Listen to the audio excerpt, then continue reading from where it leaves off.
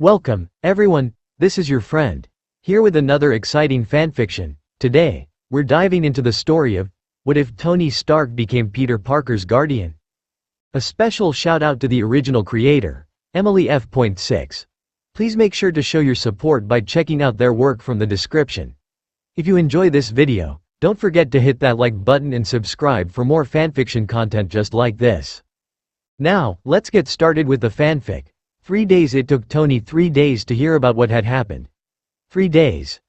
3 days where the kid could have been getting the best medical care in the world, rather than laying in a regular Queen's hospital ill-equipped to handle his particular needs. Mutation. Whatever. 3 days. And he had no idea how to forgive himself for that. Things had been fine. Normal. Heck, good. Things had been good. After the kid turned him down for a spot on the Avengers, or what was left of them, he started having the kid over every couple of weeks for suit upgrades. Reinstalling the parachute. The kid absolutely could not remember to tell Tony needed reinstalling. No matter how many times Tony all but begged him to, and general mentoring. At least, it started out that way. The first time Happy had delivered the kid to the compound for one of these meetings, Peter had stared, mouth agape, at the lobby and the living quarters and the training room. All of which he had been shown on a brief tour meant more to fill time than familiarize him with the place. Honestly, Tony had had no idea what to do with the teenager. There were only so many upgrades he could install in a suit. He'd introduced him to Rhodey properly, and Vision, who had smiled at the kid while he'd asked a million questions, answering them all patiently. Then Peter had stood in the middle of Tony's private lab, turning in slow circles as he took it all in and Tony worked. So for Tony, despite the twinge of amusement he got watching Peter Parker stare in awe at everything Tony took for granted, it had been kind of awkward. Impersonal. Any Tony Stark didn't really do awkward. He was used to being in charge of situations, but this kid that so obviously idolized him but also feared him a little. This kid made it really hard to feel in charge of anything. He was gonna let this kid down. It was inevitable. He let everyone down at some point or another. At first, he'd thought that had already happened. He'd taken the kid's suit away, then Peter had crashed a plane on the beach wearing only sweatpants and a hoodie, and then he'd turned Tony down when he'd offered the kid what he'd thought was the one thing he'd wanted. He'd been almost ready to give up when he'd come up with the idea. Let the kid come over twice a month and work on his suit. Be something to him. A mentor. A mentor. He'd start with mentor. He knew he had no business trying to be the kid's parent, so mentor it was. Happy had taken the kid home a few hours later, and after waving half-heartedly in the kid's general direction, Tony Stark had decided that he couldn't stand the thought of working in awkward silence for several hours while this overeager, painfully good, usually impossible to shut up Spider Kid sat in awkward, odd silence twice a month. And there was no way he was gonna call the kid up after one visit and tell him it wasn't working out. That he'd just have a drone pick up the suit when it needed fixing. So the next time, he'd had food and juice ready for the kid like some kind of soccer mom, ignoring the snort from Rhodey when his friend had walked by and found him putting plates of sandwiches out. The bewildered but grateful look on the kid's face when he'd arrived to find Tony in the kitchen offering him food had reminded the man that this kid had to eat practically every hour thanks to his spider mutation. And that he hadn't fed him last time. So from then on, there had been a mini fridge in his lab filled with juice, a counter devoted to snacks that he would occasionally partake in so the kid wouldn't feel bad eating alone, and slowly but surely, Peter had started to relax. That had reminded him that this kid basically worshipped him and that maybe, just maybe, they could be something more than an eccentric billionaire and the kid he was mentoring. The bi-monthly meetings had turned into weekly ones after a few months. Tony had gotten the idea on a Thursday, the week the kid wasn't supposed to come over. Well, maybe not an idea. An impulse. Half of his inventions had come from impulses. It had been Thursday afternoon and he'd been wondering what the kid was up to. It happened more and more as the weeks went on. He would be in the middle of a meeting or messing around in his lab, and he'd wonder what Peter was doing. If the kid was okay.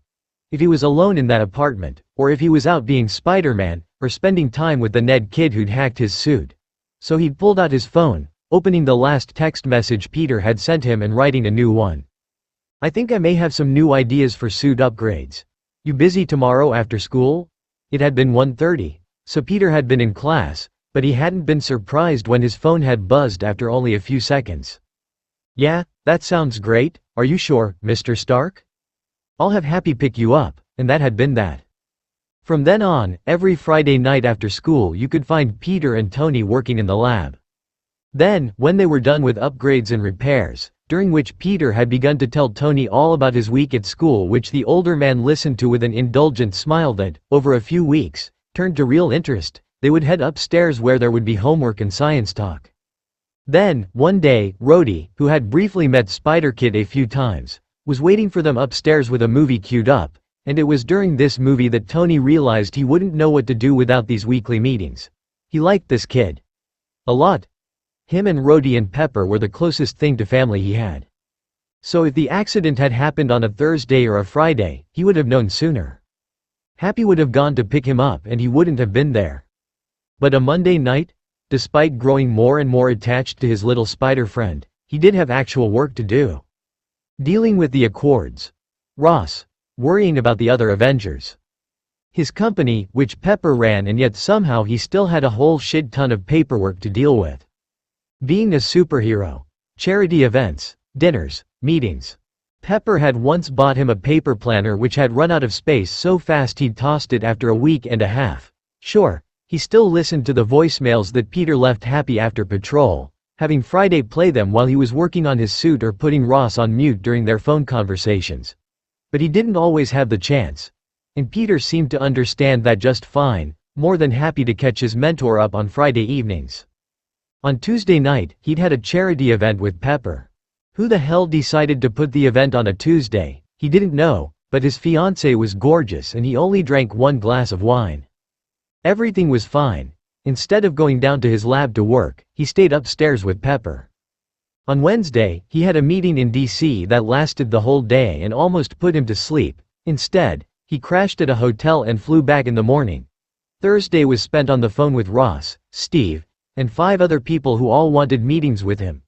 So he was glad to escape to his lab that evening. He was looking forward to seeing the kid the next day and wanted to be caught up on his voicemails. Peter's suit monitored his vitals at all times, and anytime certain things happened. Too much blood loss, broken bones, loss of consciousness, he got an alert. But there was nothing he could do when Peter wasn't in the suit. Couldn't exactly implant the kid with a tracker. Well, he could, but that was crossing even his moral boundaries, especially since he'd had to do it without telling the kid, since he doubted Peter would go for it. He'd planned on getting Peter a new phone for his birthday in a couple of weeks. One with a tracker. And maybe some other cool new features, like Karen. His aunt didn't like Tony spending too much money on Peter, so he figured he could get away with it if it was a birthday present. Friday, play all voicemails from Peter Parker. Yes, sir. He didn't think Happy even bothered listening to them anymore, but he still skimming fully for Happy, had become a lot less frequent. Maybe twice a week. Sometimes Happy even responded. Monday, 6:29 p.m. The recorded voice told him, then Peter's voice filled the lab while Tony pulled up a holographic display, flipping through suit upgrade ideas. "Hey, Happy, it's Peter Parker," Tony snorted. "Just got done with patrol. I stopped 3 grand theft bicycles. What is it with people in Queens and stealing bicycles? I mean, it's not like they're even that expensive, I mean. Maybe that's insensitive. Maybe those criminals can't afford bikes for their kids. Still, they could try to save up or something." Tony scrapped one idea. Balling it up in his hands and throwing it behind him, the virtual crumpled ball of paper swishing through a basketball hoop that disappeared in seconds. "I helped a little boy find his mom, she was really worried. Guess he wandered off while they were at the park. Oh, and some guy was trying to mug this kid from my school. He's kind of a jerk but I helped him anyway, and that's about it. I'm finishing up early since me and May are going out to dinner. She loves this Thai place but it's all the way on the other side of town." So, he trailed off, and Tony wondered if he was distracted or searching for something to say. "Yeah, sorry. Anyway, we're going out for dinner, and I've got midterms next week so I probably won't be able to patrol as much. Anyway, have a good day," Tony grinned, finally choosing a screen. End of messages. The AI told him. Tony blinked, turning back to the screen that displayed Happy's voicemail and telling himself again that he ought to just give the kid his personal cell. What? Friday, play any messages from Peter Parker from this week.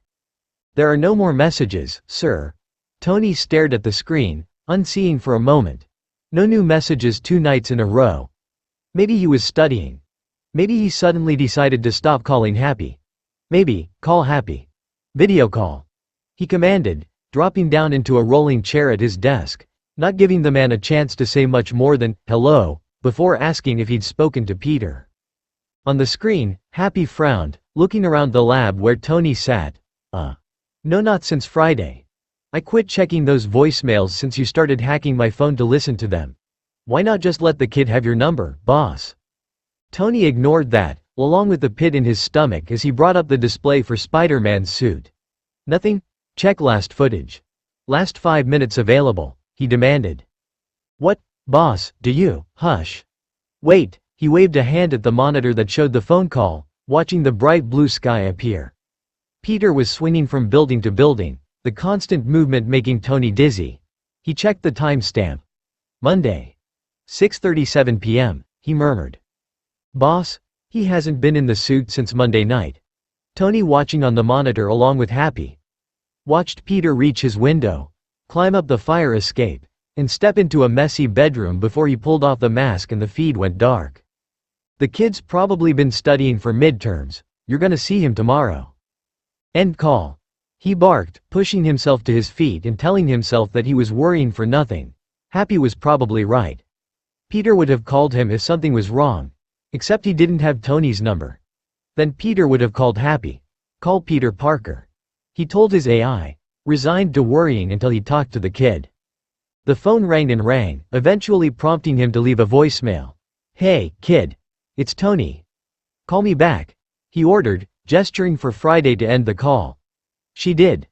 Staring for another minute at the blank screen where the Spider-Man baby monitor footage had been, he groaned, running a hand through his hair. Friday.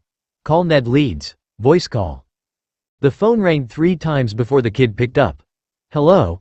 His voice was soft and hesitant, like he was at school or something. Tony checked the time. It was 7:13. Surely their nerd club was out by now. Ned, this is Tony Stark. He expected some gasping. Maybe some stammering. Instead, there was a long, painful silence. Prove it. Tony sighed, running a hand down his face. Friday, switch call to video. He commanded, and a few seconds later, Peter's friend's face filled the screen. He'd never seen the kid before, just heard Peter ramble on about him. Apparently, the kid was great, and really smart, and had hacked Peter's suit. And Tony made it a point to keep the phone numbers of the kid's friends, just in case. When he looked more closely at the teen whose eyes had widened upon seeing the billionaire's face, he felt his stomach drop. He was sitting against a white wall, eyes red-rimmed. Mr. Stark? Yeah, hi. You talked to Peter. You, Mr. Stark. I thought you would have. Tony frowned, crossing his arms. Would have what? What's going on? He hasn't called Happy since Monday, and he's getting worried. Mr. Stark. I thought you knew. Ned murmured, looking around nervously and lowering his voice. In the background, Tony heard a voice, like an intercom. Ned, where are you? I'm at the hospital, sir, you didn't know? Tony dropped his arms, moving closer to the screen and feeling what little patience he had begin to evaporate. Fighting to keep his voice level, he spoke. No what? Ned, what's going on? From what he'd heard from Peter, usually the kid would be losing his shit about now. He idolized Iron Man nearly as much as Peter. But this kid looked like he was on the verge of a breakdown. Peter was in a car accident with his aunt Monday night. Tony's world grayed out at the edges and he felt his hands start to shake. No, not Peter. The kid was 15 years old. He was Spider-Man. There was no way. Friday, give me Ned Leeds' location.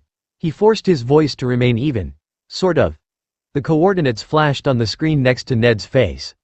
I'm on my way. The kid just blinked at him before his face disappeared, everything going black. Hospital Iron Man shot through the sky, following the path straight to Queen's Memorial Hospital. It took less time than driving, but it was still too long. He was too far away. Why had he sold the tower? He was so far away from the kid. When had proximity to Queens become so important? Of course, he knew the answer to that. How far? Friday, he demanded. 10 minutes, boss. On the display in his helmet, he watched himself as a dot, getting closer and closer to the hospital. Faster. His thrusters responded and he pushed his suit to the limit. 9 minutes. 8 minutes. He remembered Ned's face. The kid's red eyes and the way he just stared at him. I thought you knew. That's what the kid had said. He thought Tony knew that Peter was in the hospital. It didn't make sense. Didn't that kid know that Tony would have been there? Of course he would have. Peter couldn't be in a hospital. He needed private medical care. Medical care by a team that knew who he was. What he was. From people that Tony trusted. Helen. He needed Helen. He barked out the order for Friday to call her, and the phone in his suit rang 5 times before she picked up. He filled her in, practically begging her to come, but when she asked for a little more detail, he admitted that he had no idea what had happened to the kid. Only that he was in a car wreck. Find out what's happened and send me the information as soon as you can, Stark. I'm on my way. You have a team waiting? He swore, shaking his head in the suit. 3 minutes. Maybe he was overreacting. Maybe Peter was fine. Ned had been crying. 3 days after the accident. Hadn't offered to let him talk to Peter. No, I just found out. I'll take care of it. I'll send a team to the compound. You'll want to move him there? Yes. His aunt, too. 1 minute. He folded the armor into a suitcase he could roll behind him and hurried down the hall, following the path on his phone that led him to Ned Leeds, who sat with a woman who must have been his mother, and another girl with her hair in a messy ponytail and red eyes. The girl glared up at him, then went back to staring at him, clenched hands in her lap, apparently deciding to ignore him. Mr. Stark. Ned seemed bewildered, and Tony dropped the suitcase, coming to stand in front of the kid who jumped to his feet. Nice to finally meet you, Ned. Pete's told me all about you. The billionaire held a hand out, more worried when Ned just shook it before glancing back at him mom, who had also stood. This is my mom, Mr. Stark. Mom, this is Tony Stark. He interrupted, holding his hand out to her. The woman took it, barely managing to meet his eyes. She was exhausted. He wondered how long they had been waiting. It's nice to meet you, Mr. Stark. May, she told me a lot about everything you've been doing for Peter. Tony nodded, dropping his arms to his sides and looking down at the girl who had remained sitting, wiping at her eyes and refusing to look back up at him. That's Michelle, Ned muttered. As if that explained everything, Tony nodded again. He vaguely remembered that name. Maybe she was in that nerd club with Peter. Where are they? Ned went pale, glancing back at his mom, who opened her mouth, then closed it again. It was Michelle who spoke, though. You really don't know? She snapped, ignoring the look Ned shot her. Tony took a deep breath, reminding himself that yelling at a crying teenage girl in a public waiting room might give him even more bad press than the crap with the Accords. Instead, he spoke patiently. Softly. Like he was talking to a toddler. Maybe that wasn't the right move. Michelle, right? I hadn't heard from Peter for a few days, and no one called me. We tried, she all but snarled at him, jumping to her feet and balling her fists, getting so close that he had to fight not to take a step back despite Ned grabbing her arm. He wouldn't shut up about how great you were, and how cool it was to hang out with you, so he thought you'd want to know that he almost died, that he could still die. So he tried, and we tried, and your fucking secretary hung up on us every time. MJ. Ned reached out, grabbing her arm and pulling her back. I'm sorry, Mr. Stark. Tony swallowed hard, waving a hand and shaking his head while Ned pulled her away. It's fine. He managed to get out without choking on his words. They'd tried, and someone had hung up on them. To be fair, no one calling the public company line could be expected to actually reach him. His phone? Tony asked, afraid he already knew the answer. Destroyed. Ned murmured. Ned, why don't you two go to the cafeteria? Get some dinner. His mother suggested softly, a hand on her son's shoulder. Hold up a second, Ned. Give me your phone. Tony held out a hand, stubbornly not looking at the girl. The kid only hesitated for a second, glancing at Michelle before reaching into his pocket and handing it over. An Android. He needed to get these kids Stark phones. Opening up the contacts list, he typed in his name and cell number, handing it back. "Now you've got my cell. You need me, you call me." For the first time since he'd met the kid, Ned looked properly impressed. Like the Super Iron Man fan Peter was always telling him his friend was. For a second, he wanted to take it back. Or warn the kid that if he used his personal connection to Tony for a party trick, he'd come after him in the Iron Man armor. But Ned was already pulling his friend down the hallway. And Mrs. Leeds was staring uncomfortably at the floor. "Where's Peter? In May?" he asked, realizing that they were starting to get some curious looks. Wishing he'd worn a hat or something, he turned his back to the others sitting in the waiting room. Thankfully, it wasn't that busy, and they were tucked into a corner close to the receptionist's desk. "Mr. Stark, Tony," he corrected her immediately. "Tony, May died on impact," she murmured, arms crossed tightly, one finger coming up to wipe her eyes. Once more, his world seemed to gray out. He felt sick, his stomach turning over, but he refused to be sick in the middle of a public waiting room in front of Ned's mother. Apparently, Peter realized what was happened and tried to shield her. He took the brunt of the impact. But May was pronounced dead at the scene. Tony dropped his head into his hands, taking a deep, steadying breath, and trying to ignore the tightening in his chest. May was Peter's last living relative. There was no one left. The kid was alone. No, the kid was not alone. "Where's Peter?" "In surgery. His second one so far. He hasn't woken up," she broke off, running a tired hand down her face. "We've been up here every day after school. They let us see him for a few minutes yesterday." Okay. He shoved the heels of his hands into his eyes, nodding to himself. Peter was alive. He could work with that. He could fix this. "I can fix this." He said it out loud, like that would make it true. It was what he did. He fixed things. Mrs. Leeds watching him hesitantly, like he was going to snap at any moment. Her next words made that a real possibility. "The state sent someone. He doesn't have any living relatives." She said it softly, sadly, like that was the end. Like Peter had already been taken into foster care and there was nothing left to do. That he was lost to them. No. Not happening. Not to Peter. Not when he had already lost his parents and then his uncle and now his aunt. Not when Tony could fix this. "Excuse me for a second." She nodded. Pulling out his phone, he took a few steps away, leaving Ned's mom to sit back down while he dialed Pepper. She answered on the first ring, sounding almost frantic. "Tony, what's going on?" Happy said. "I need my lawyers." "Oh no. No, Tony, what did you do?" He couldn't even be offended. She wasn't wrong. He had a long history of impulsive decisions. This was one of them. That didn't make it any less right. "Peter's gonna live with us. I need the lawyers to make that happen. Don't care how. We'll work it out." Laterre, his legal guardian. "What about his aunt? You can't just. They were in a car accident. She didn't make it." Pepper sucked in a breath, but he kept going. "Peter's at Queen's Memorial. I want him moved to the facility upstate. Helen's already getting a medical team together." "Tony, I'm so sorry," she murmured. He shook his head, as though she could see him. "He's going to be fine. He's in surgery, he'll be fine." "Okay. I'm sure he will be." She spoke softly like he was a wounded animal or something. He hated it. Hated that he wasn't sure. He had no idea how bad it was. No idea if Peter was going to be okay.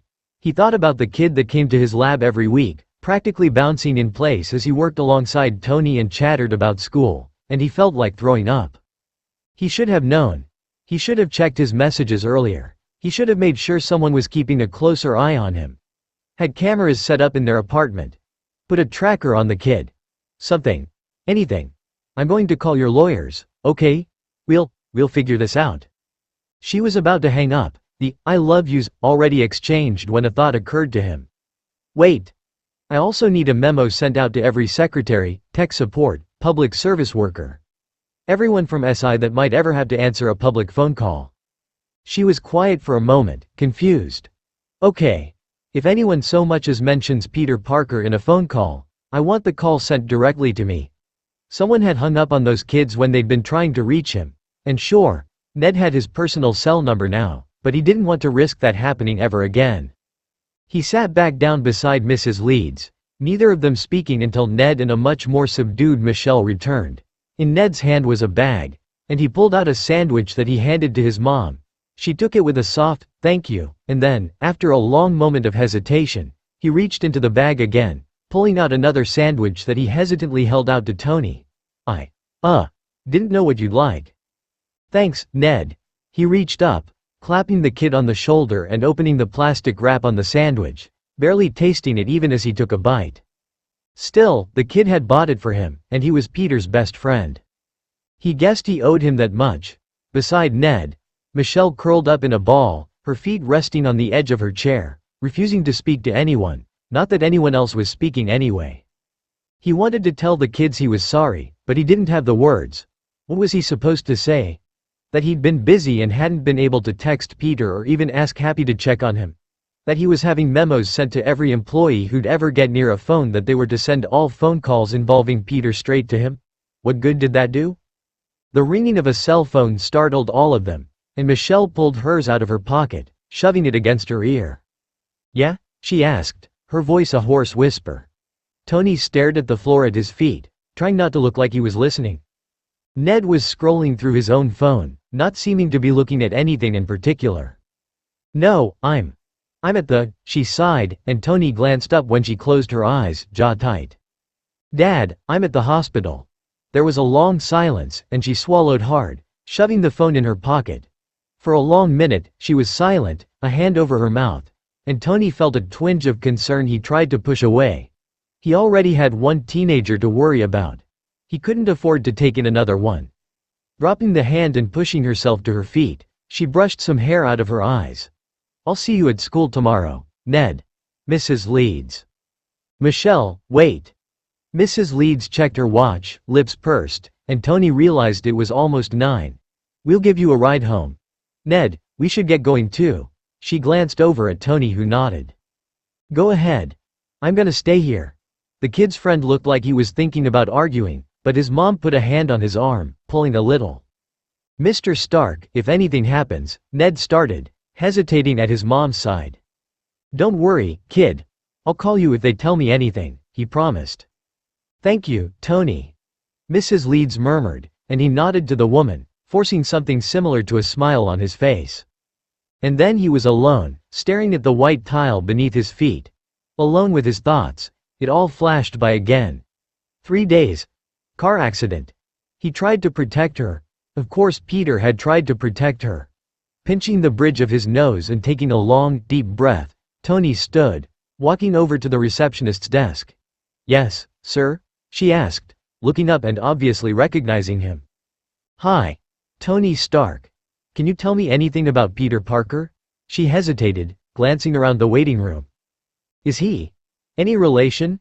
"He's my intern, and I'm going to be his guardian. As soon as the paperwork is done." She nodded slowly, glancing around again, then typed something into her computer. Her eyes darted from him to the screen, then she was leaning forward. He copied her, leaning in as well. "I'm afraid I can't really tell you much. He's in surgery, and since you're not family." "That kid is my family," he corrected, jaw tight as he reminded himself that it wasn't her fault. That she had to follow the rules he was more than happy to break. She glanced at the screen again. "When the doctor comes out, can you tell him I'd like to speak to him?" "Yes, sir." He nodded, thanking her, then going back to the chair he'd claimed for himself to wait. To wait for his lawyers to call and for the doctor to come out so he could tell Helen something. To wait for his kid to come out of surgery. He was going to take in a kid. It hit him, suddenly. But not just any kid. Peter Parker. Spider-Man. The kid he'd been starting to care about anyway. Starting to love like his own family. But now that kid had just lost the only family he had left. Would he even want Tony? Rubbing a hand over his eyes, he made lists in his head. He'd need to read books. Learn to help Peter cope with this kind of loss. Heaven knew he hadn't coped with his own. He wanted better for Peter. And they'd need real groceries. And he'd have to figure out how the kid could go to school. And he'd need to get Peter's stuff from his apartment. On and on the lists were written in his head until a pair of shoes came to a stop right in front of him. A hand coming to rest on his shoulder. "Pepper told you?" he asked without even looking up. "Yeah." Rhodey sat with a grunt. The braces on his legs adjusting so he could bend his knees. How is he? All his friend's mom could tell me was that he's in surgery.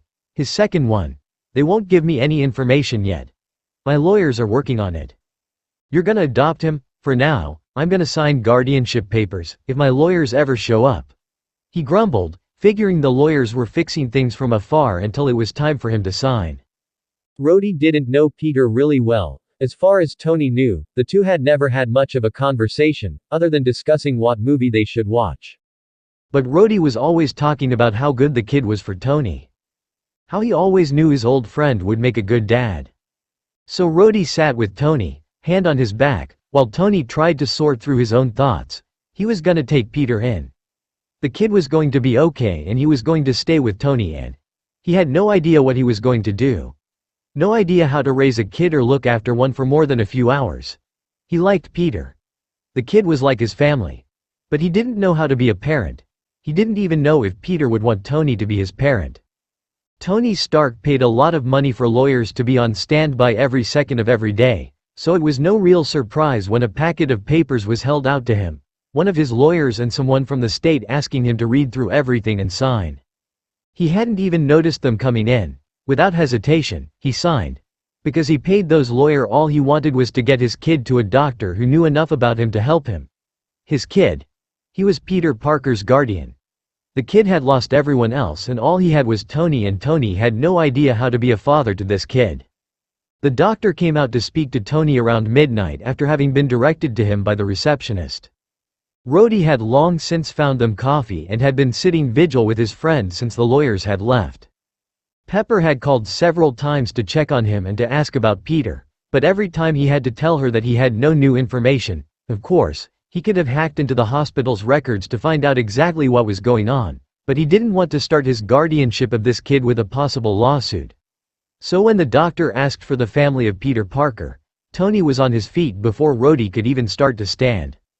The doctor blinked, looking confused and frankly exhausted. Mr. Stark? He asked, squinting at the billionaire like he wasn't quite sure. He was sure the receptionist had known who he was. Maybe the doctor hadn't believed her. Tony, please. Tony held out a hand, shaking the doctor's hand. I'm Peter's legal guardian. We signed the papers about an hour ago. How is he? He demanded, literally holding his breath. The doctor nodded. Dr. Johansson. They mentioned someone had signed for him. Peter took the brunt of the impact. It's a miracle he's alive. He told Tony, gesturing for the man to follow him as they headed down the hallway, leaving Rhodey in the waiting room chair. Tony swallowed hard but gestured for him to continue. The head injury is what's concerning us the most. He hasn't shown any signs of consciousness since he was found on the scene. His right shoulder was dislocated and his right arm is broken in 3 places. However, there was something strange about that.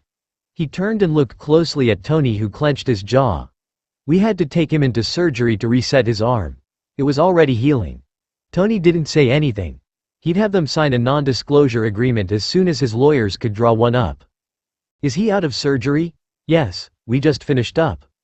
There was a puncture wound on his right side. We think he saw the other car coming and attempted to shield his aunt. The car hit on her side. The driver was drunk.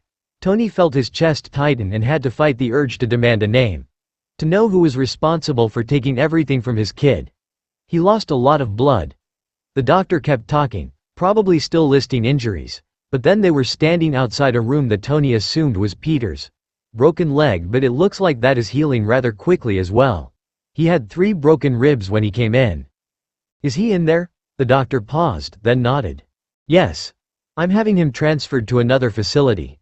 I have a medical team standing by to transfer him as soon as it's safe to move him. I see, he crossed his arms. Mr. Stark, I have a few questions. And my lawyers are going to have some questions for you. In the meantime, I want to see my kid.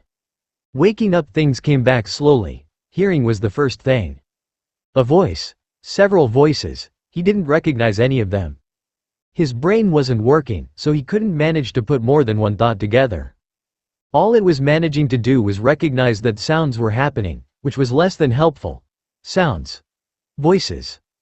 Beeping. Something. He didn't recognize all of them. Then he could feel something. Pain, first.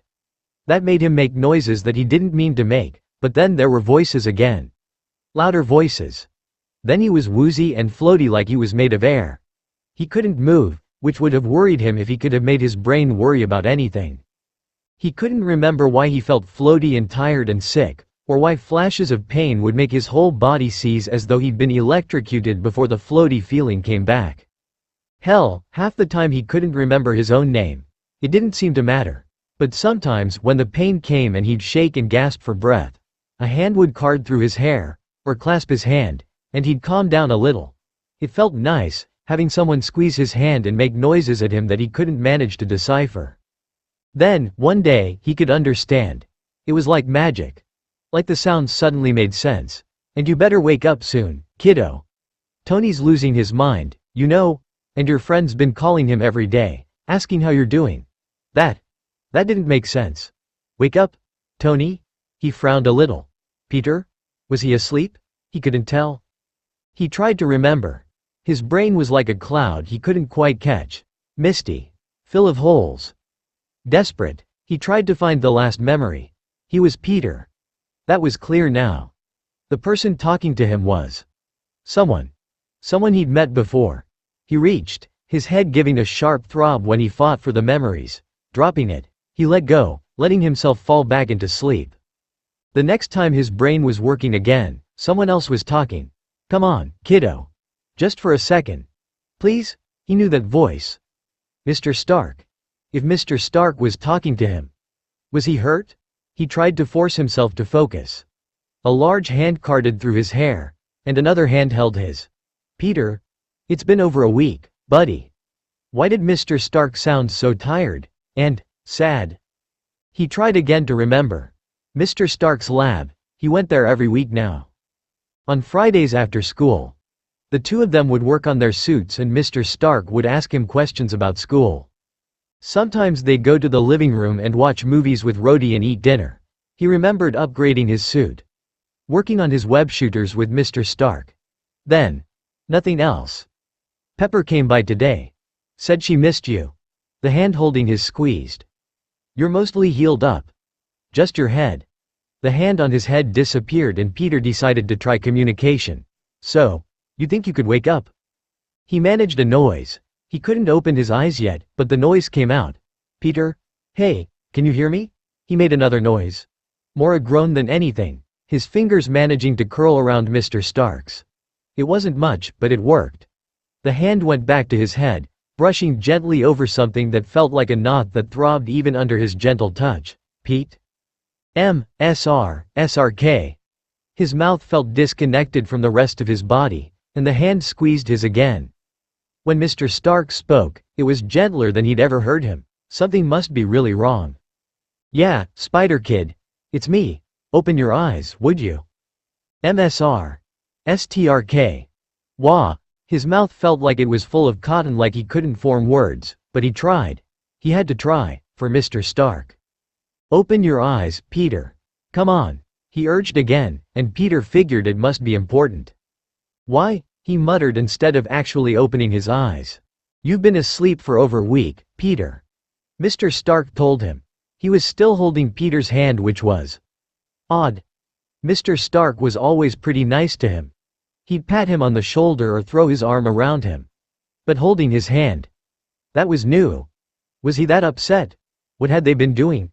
Had he gotten hurt on a mission or what? He couldn't remember a mission. Not since the Vulture, right?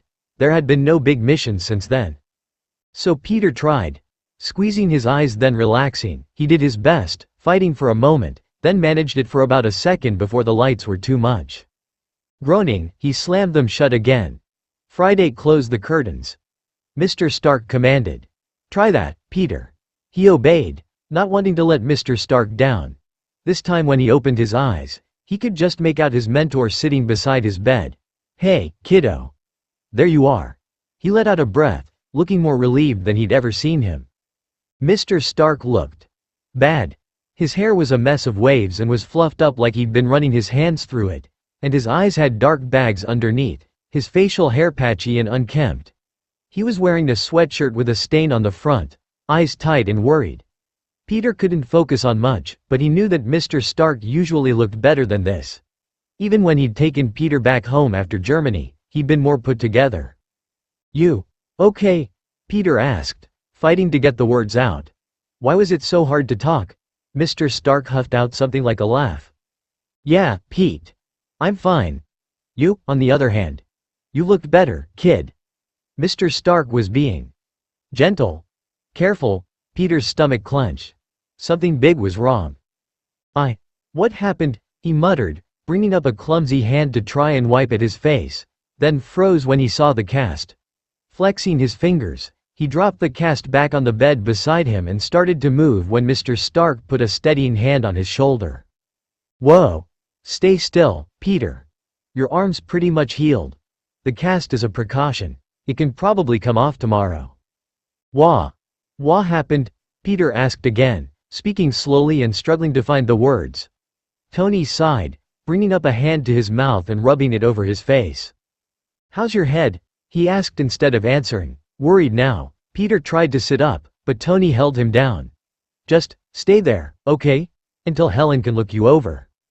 Who's Helen?" he asked, blinking away the exhaustion that tugged at him and feeling his frustration grown with his inability to talk. He was so tired, more tired than he'd ever been, and his head gave a sharp stab of pain. "She's your doctor." "Well, she's on my payroll. She's the Avengers doctor." The exhaustion was pulling harder and harder, and when he blinked, it was too hard to open his eyes again. "Peter? Hey, don't," but it was too late, he was gone again. The next time he woke, it was sudden. His eyes flew open in the dark room, and he looked around to find himself in a small room in a hospital bed, albeit a comfortable one. Thick curtains covered the windows, and beside him was a machine beeping steadily that he assumed was tracking his heart rate. There was an IV in his arm that he grimaced at but decided to leave alone in case it was important. His head ached, the constant pounding in the back of his skull a reminder that something was wrong. Had he hit his head? He didn't remember. He lifted his arm, frowning at the cast still on his arm, then looked around the room again, and found Mr. Stark in a chair, slumped over, his head on his own shoulder. Blinking a few times, he tried to push himself up. This time, it worked. Putting his weight on his arms, he sat himself up and leaned against the pillows. "Mr. Stark?" he asked hesitantly, hating how weak he felt. The man jumped to attention, huge eyes taking in Peter, who was now sitting up and scratching at the faded bruise on his forehead. "Peter. Shit. How long have you been up?" Just a few seconds. I think." He rubbed at his head, blinking heavily. The exhaustion still pulled him, but he fought back. At least he could talk now. "What happened, Mr. Stark? Where am I?" "Medical Bay. Avengers facility. You were at a hospital in Queens. I had you transferred here as soon as it was safe to move wound out." He put his hand over his mouth and was uncharacteristically quiet for a moment. "What do you remember, kid?" Nothing, really. We were in your lab on Friday, right? What day is it?" Wednesday. It's been 5 days? It's been about 9 days. You've been unconscious since last Monday night." "Monday. But what happened? Was it Spider-Man? Were we on a mission?" Mr. Stark gave a faint, strained smile, shaking his head. No." He took a long moment, clenching his hands in his lap and suddenly looking grim. There was an accident. You and your aunt. A drunk driver hit your car." He felt like he'd been doused by cold water. Like his blood had turned to ice. He didn't remember. None of it. "An accident?" he repeated faintly. He was Spider-Man. How had he been in an accident? What did that even mean? His brain ran in circles but he couldn't make it connect. "Yeah, Peter. You guys were, you were on your way back from dinner." "Where is she?" he asked, his voice suddenly weak, but he knew. Somehow he knew. She would be there. If he was hurt and she was able to, she would be there. She was always there when he was hurt or sick. Always. After she'd found out about Spider-Man, she'd been even more protective, even though he hadn't been seriously hurt since she'd found out. She'd started calling Tony at all hours, demanding updates that the man had patiently given her. She always wanted to be involved. So where was she? Tony's face dropped a little, eyes struggling to meet Peter's. He opened his mouth, then closed it, taking a deep breath. Mr. Stark didn't really do emotions. He knew that. So why did the man look so sad? Pete, his mentor started, but Peter shook his head, his stomach in a knot. If he didn't hear it, it wouldn't be true. No. No. Mr. Stark, he wanted to back away, to run, but he couldn't even get out of bed. She's okay, right? She's okay, she's gotta be. He'd never seen Mr. Stark look so sad. The way his jaw got tight and his eyes softened. I'm so sorry, Peter. No, please. He looked up at his mentor, desperate as his eyes filled. An irrational thought passed through his brain. He's Iron Man. He can do anything. Please, not her, please. Oh, Peter, Mr. Stark reached out and gripped his shoulder. Not her too. His voice broke and Mr. Stark grabbed both of his shoulders, pulling him close as he sat on the bed beside him. Not her too. Please. A hand rubbed up and down his back, a cheek on his hair as he hid his face in Mr. Stark's chest. Peter. Buddy, Mr. Stark sighed above him, still rubbing his back, she died on impact. His whole body jerked like the man had hit him. No, he choked on the word, sobbing into his mentor's sweatshirt. The pounding ache in his head only making it all worse. He felt sick. Like his world was spinning, and the only thing that kept him grounded were the hands firm on his back, one holding him close and the other making circles. It's okay, Peter. No, it's not, he sobbed, one hand curling into a fist, bunching up the material of Mr. Stark's sweatshirt and nearly ripping it. His mentor didn't seem to mind. When he spoke, it was gentle, persuasive, calm, self-assured. Mr. Stark was always so self-assured. He was a superhero. No, it's not. I know, but it will be okay, Peter. I promise. I'm gonna make it okay. He didn't know how to argue with that voice. The voice of an adult, of Iron Man, telling him everything was going to be okay because they were going to make it better. But the pain was like a tangible thing in his chest, gripping his heart in an icy fist and squeezing until he was breathless, gasping and sobbing, unable to calm down no matter what the man sitting beside him murmured. It was like Uncle Ben all over again, only worse. She had been it. The last one in his family left to take care of him. He was 15 and he was alone. And yeah, he had Tony who looked after him and mentored him, but he'd lost his parents and lost his uncle and now his aunt. He didn't have anyone left to take care of him. He was only 15, he needed someone that cared. He stayed there for a long time, his head against Mr. Stark's chest until someone else came into the room and started asking soft questions he didn't bother trying to understand. His head hurt so bad, and he was gasping for breath that he couldn't quite catch. The gentle hand rubbed up and down his back, Mr. Stark urging him over and over to breathe. But he couldn't stop crying for long enough to try. Then something changed. His head spun even worse and he slumped bonelessly against Mr. Stark, barely noticing when the man laid him back down on the bed, covers being tucked around his shoulders. Need to rest. Spider Kid. Worry. Right here. The words came to him like he was underwater, but he found he didn't mind too much anymore. He knew he'd been upset, but found himself drifting off again. A hand brushed his hair back and he let unconsciousness take him. The third time he woke, it was slow, hazy, still painful but not quite as bad. His head still hurt, but the rest of him was fine.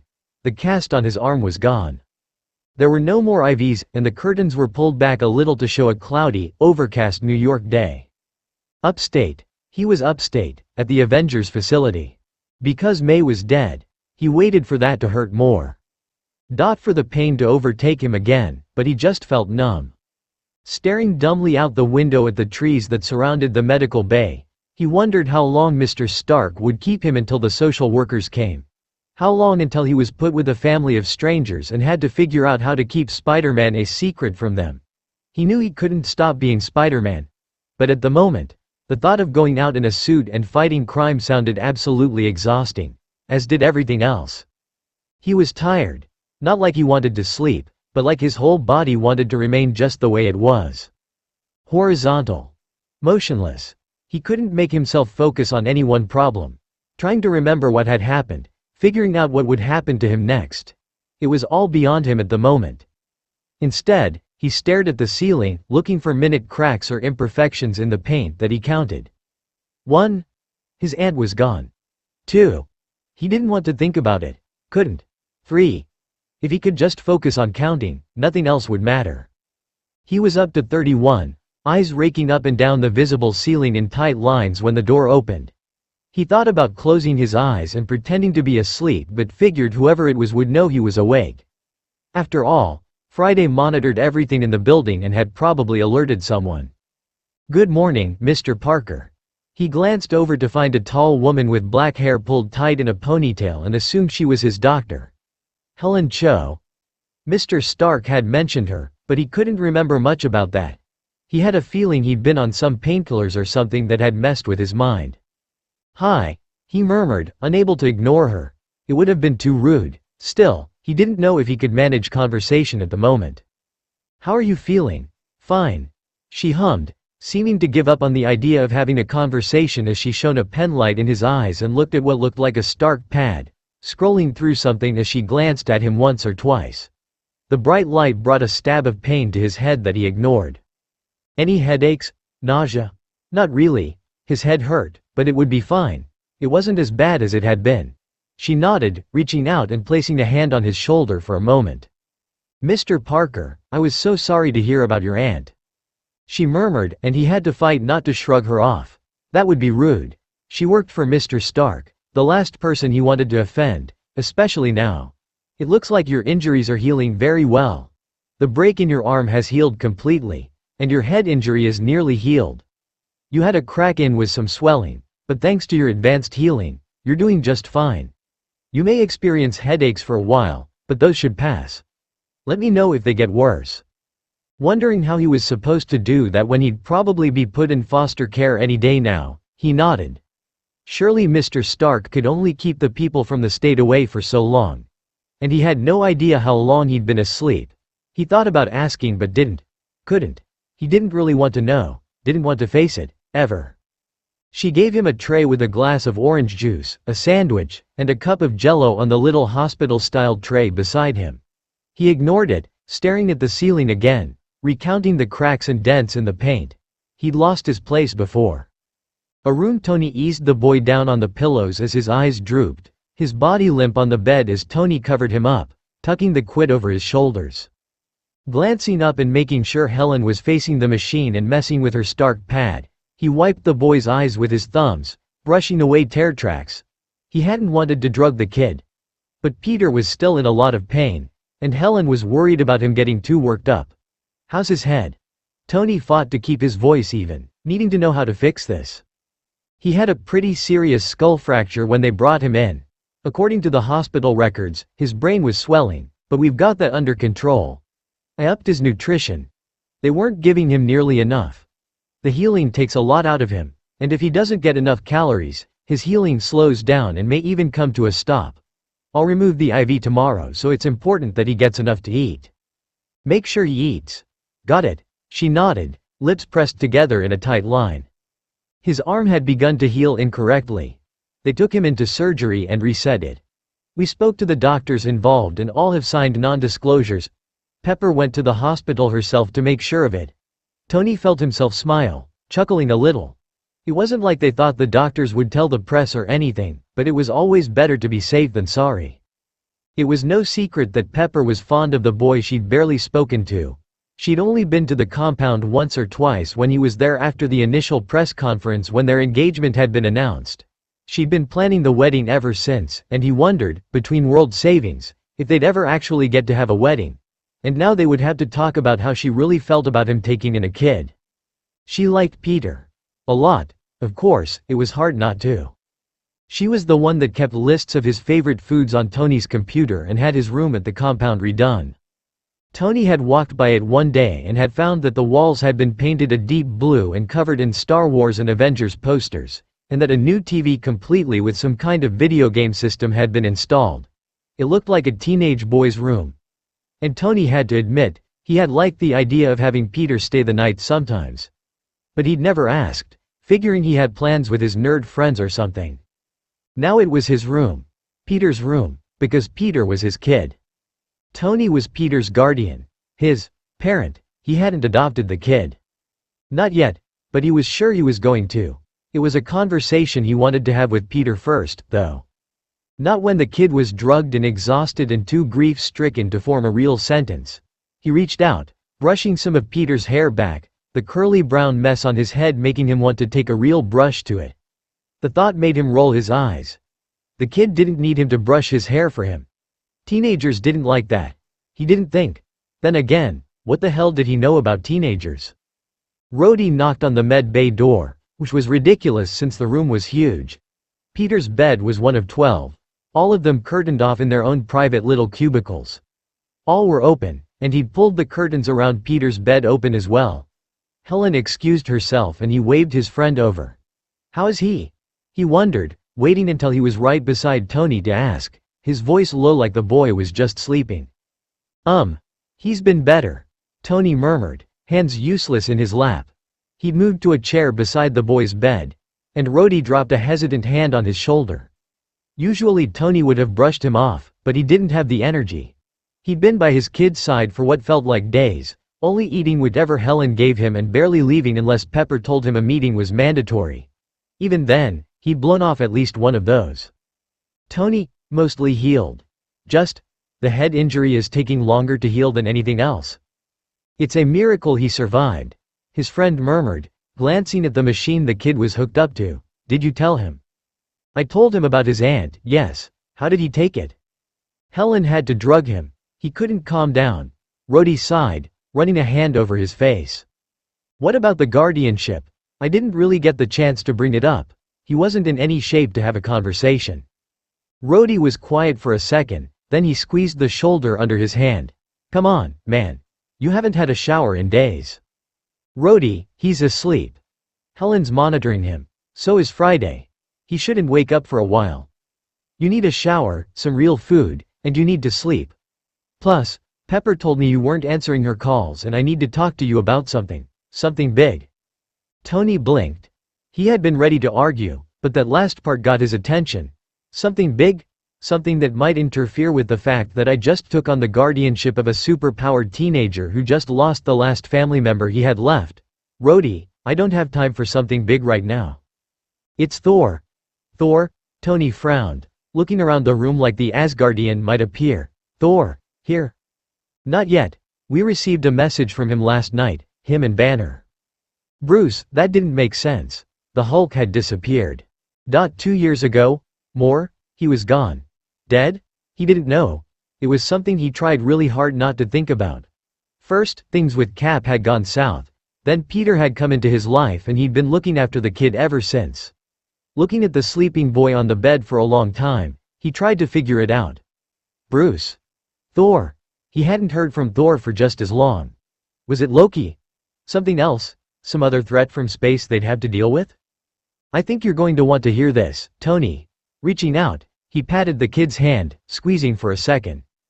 "I'll be right back, kiddo," he assured Peter, knowing Peter couldn't even hear him. That he was in a drug-induced sleep and that even when he woke up, he'd just gone through a traumatic event and had lost his entire family and it would probably be months before the kid was even remotely back to normal. If he was ever back to normal. What the hell did he know about being a father? Especially to a kid who'd just lost everything?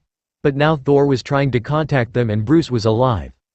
Patting Peter's hand and telling Friday to alert him as soon as Peter woke up, he followed Rhodey to the elevator and down into the lab. The message was simple. Thor was on his way to Earth. With Bruce, and Loki, and a lot of Asgardians. A lot. Apparently there had been an apocalypse or something. Tony was having trouble concentrating. He glanced over at the screen that showed Peter asleep in the med bay after it had played through once. "How is he, Friday?" "All vitals stable, sir." That was his kid. Thor was coming. Bruce was alive. Thor and Bruce were bringing Asgard to Earth, and Loki. Loki was coming to Earth. And he'd just taken over the guardianship of a traumatized kid. Tony let Rhodey shove him towards the shower, and after he'd changed, he ate the Chinese takeout Rhodey had ordered on Tony's credit card.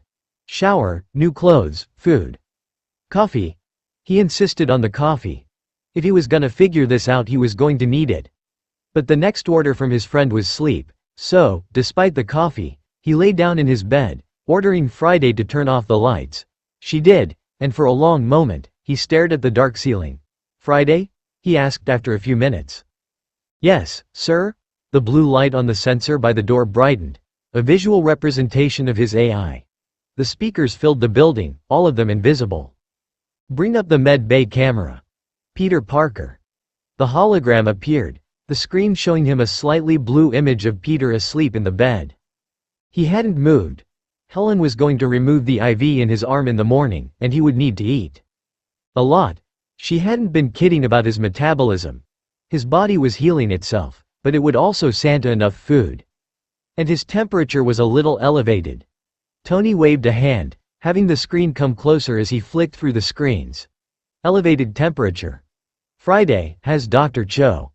Before he could finish speaking, Helen walked into view, glancing at something on a screen beside his bed, then she fiddled with a wire and the tubes at his side. "Yes, sir? Never mind," he muttered, flicking through the kid's readings again. He was fine. Peter was going to be fine, physically fine. And Thor was coming to Earth, with lots of friends. Friends who would need places to live and maybe jobs and probably some kind of education on living on Earth. Or something. He hadn't known Thor before. The man, Asgardian, had basically adjusted to Earth, thanks to his girlfriend. Loki, on the other hand. He didn't even want to think about Loki, but soon he would have to. Estimated time to Earth was a week. He had a week. A week to talk to Peter and a week to figure out what to do with Thor and his insane brother and the rest of the people from Asgard. A week. He didn't have time to sleep. He slept anyway, until 10 in the morning, longer than he ever slept. Groaning as the alarm in his room went off, he made a gesture with his hand. The alarm shut off, and the screen appeared again. "Peter Parker is awake, sir." He brought up the display, showing Peter staring at the ceiling. The cast was gone. The IV too. The kid looked rough as Helen Cho left the room, leaving the tray of food on the table. It wasn't much, but Peter didn't even touch it. He watched for a long minute. Watched Peter stare at the ceiling. Watched Helen Cho type on her Stark pad until a message popped up on the display. "All vitals stable. It appears his head injury is healing very quickly. All other injuries have healed. It would be safe to move him out of the medical bay and may improve his morale. He appears withdrawn and depressed." Tony jumped to his feet, throwing the blankets off and grabbing the first clothes out of the closet he could find. A Stark Industries t-shirt and jeans. Well, he didn't have any plans to leave the house that day, so it would be fine. Brushing his hair and teeth, then grabbing shoes, he hurried to the elevator, instructing Friday to take him to the medical bay. Peter was still staring at the ceiling when he reached the kid's bed. He barely looked at the man, just muttering a, "Hi Mr. Stark," before turning his attention back to the ceiling. Tony sat on the bed beside the kid, taking a deep breath and folding his hands together. "You gonna eat that, kid?" Peter just shook his head. Grabbing the Jell-O cup, Tony peeled off the plastic lid and took a bite. Swallowing, he looked down at the boy that had barely looked away from the ceiling. "You got to eat, you know that, right?" "I'm not hungry." That wasn't going to work. Peter had to eat. He might not know how to be a father or even a very good mentor, but the doctor had told him that the boy had to eat, so he'd focus on that for the moment. Tony took another bite of the Jell-O, trying to figure out what to say. He could force it. Tell him he had to eat or else. But he could already tell that wouldn't work. Not with Peter. He knew his kid better than that. "How about we get you out of here? Head up to the kitchen and get you some real food, huh?" He didn't wait for Peter to respond. Holding out a hand that the boy took after a second, letting Tony pull him up. Steadying the boy with one hand, he tossed the empty Jell-O cup into the trash. "How's the head?" "Fine. Good. Tell me if it's not, okay? Helen already tell you that?" "Yeah. Good." Peter stumbled a little, the blue pajama bottoms too long as they caught under his foot. "We've got some real clothes for you upstairs, too," Tony told him, putting an arm around him to help steady him. Peter didn't object, following along dumbly into the elevator, then up to the living area which was, thankfully, empty. Passing the kitchen, he led Peter down the hall, past his own room and to the bedroom Pepper had set up for him right next to Vision. Peter just stared at the floor when they reached the bedroom. "This is your room. There are clothes in the closet and the dresser. We had all of your stuff brought over too." Peter frowned at that. looking around the room and then up at Tony, then back at the room. Clothes. In all the normal clothes places. Feel free to rearrange them later. Change clothes, then join me in the kitchen. Okay. He clapped a careful hand on Peter's shoulder and the boy nodded slowly, obviously taking longer than normal to process. Kid? Verbal confirmation required. He spoke directly, his tone almost as snarky as usual, but he was being gentle too. Yeah. Change. Then meet you in the kitchen. Peter had been to the compound plenty of times. He could find the kitchen. Right? Well, Friday would tell him where to go if he got lost. Good. All right. He patted the kid on the shoulder again, then headed to the kitchen to wait. Mentally, he went through a list of things he knew how to make. Hot dogs. Pizza pockets. Actually, any kind of pizza product you just threw in the oven. Surprisingly, Thor had always been the best cook, Steve, too. Even Natasha was better than him. He braced his hands on the counter, pushing the others out of his mind. He needed to focus. Breakfast foods. Bagels. He could put bagels in the toaster oven. And maybe pancakes. Surely they had frozen waffles. Opening the freezer, he hunted for them and finally found a box. Checking the box for an expiration date, he threw 4 in his toaster, pushing down the lever and hoping it popped back up eventually. It did, right as Peter emerged from the hallway, wearing NASA t-shirt and a pair of sweatpants. Right on time, kid. How do you like waffles? And don't tell me you aren't hungry. Spider metabolism and super healing mean you need to eat more if you don't want to pass out. No one wants that. Got it? Peter nodded, dropping onto a stool by the counter and staring at the plate in front of him. They were only slightly black on the edges, so Tony took it as a victory. Pushing over the syrup and butter, he made his own plate. Eat first, then we'll talk. Okay. Peter nodded, taking a bite of waffles without saying anything. The kid practically inhaled the 2 waffles on his plate, then the next 4 that Tony put on his plate without speaking. Tony thought about making a comment about him not being hungry but decided not to jinx it. The kid was eating. It was a start.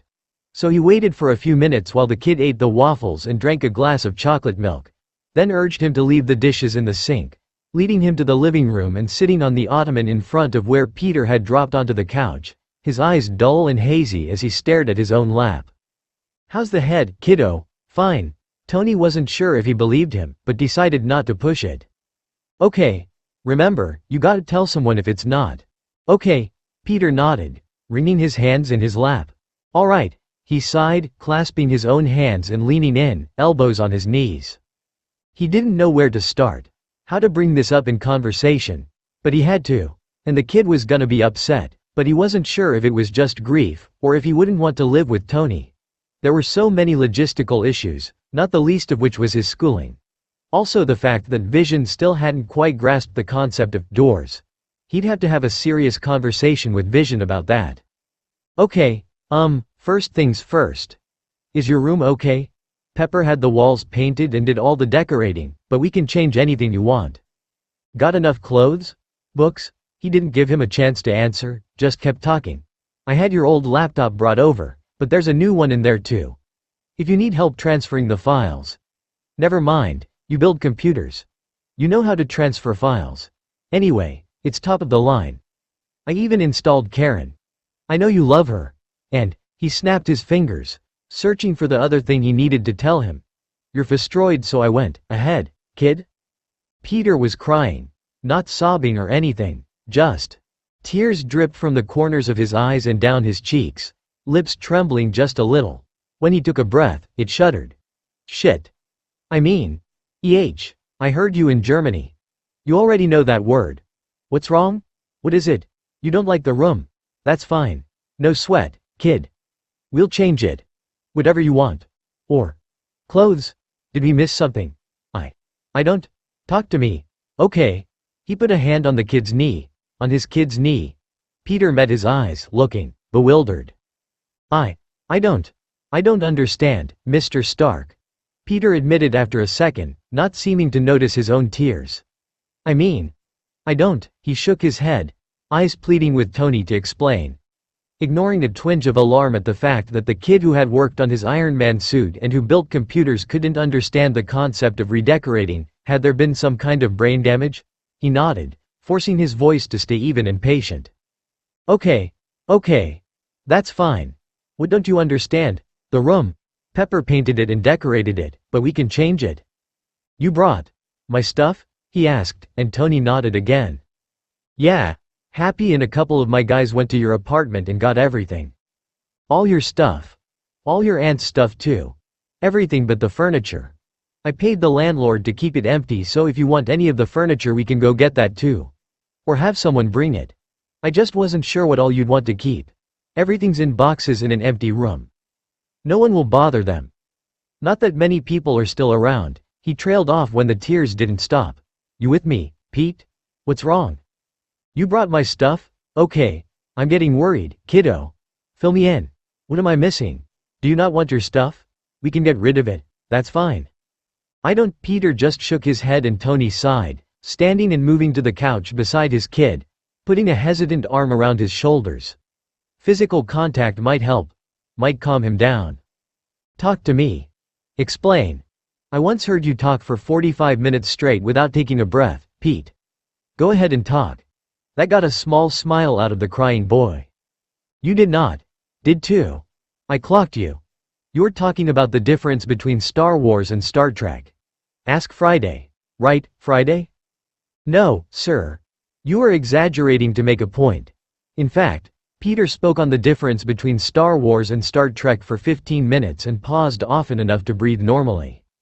Traitor. He grumbled, making Peter smile through the tears again. All right, Pete. Tell me, is something wrong with the room? Peter shook his head. Okay, what's wrong? Apart from the obvious, he wanted to add but didn't. This seemed like something else. I don't understand. What don't you understand? He asked, wondering if he'd ever escape the labyrinth of this conversation but willing to talk in circles all day if it kept his kid engaged and talking. Tony couldn't stand that dead look in his eyes. The way he'd stared at the ceiling for almost half an hour without seeming to notice. That wasn't his kid. Peter was alive. He was endless chatter and laughter and constantly trying to impress Tony, and he couldn't stand the picture of him just laying there, silent. Why do I have a room? Peter finally asked. Tony blinked at that. You've always had a room. Remember, when I offered you a spot on the Avengers and… No, why? Why is my stuff here? The kid cut him off, and Tony could have shot himself in the face with his own repulsor. Of course, the kid was confused. He hadn't started with the most important piece of information. Because I'm your legal guardian. Signed the papers at the hospital and everything, so, guess you're all mine now. He flinched at how that came out, but Peter was just staring at him, dumbfounded. I mean, you're my kid, legally, so you'll live here. You adopted me? Not yet. That came out before he had time to think about his answer, and Peter just kept staring. I didn't want to sign anything like that before I got a chance to talk to you. So, that's a discussion we can have later. For now, I'm your legal guardian, you're my kid, you'll live here, and all your stuff is here. He was crying again. Tony thought about throwing himself out the window for a moment. Obviously, he sucked at this. What made him think he could be a father to this kid when the first conversation they had after he took over his guardianship made him cry? Repeatedly. I don't have to go? The boy asked, and Tony flinched a little at his lost tone. No, you don't have to go anywhere, buddy. You didn't have to do that, Peter whispered after a second, shaking his head. Tony frowned at that, putting a hand on his shoulder again. You're right.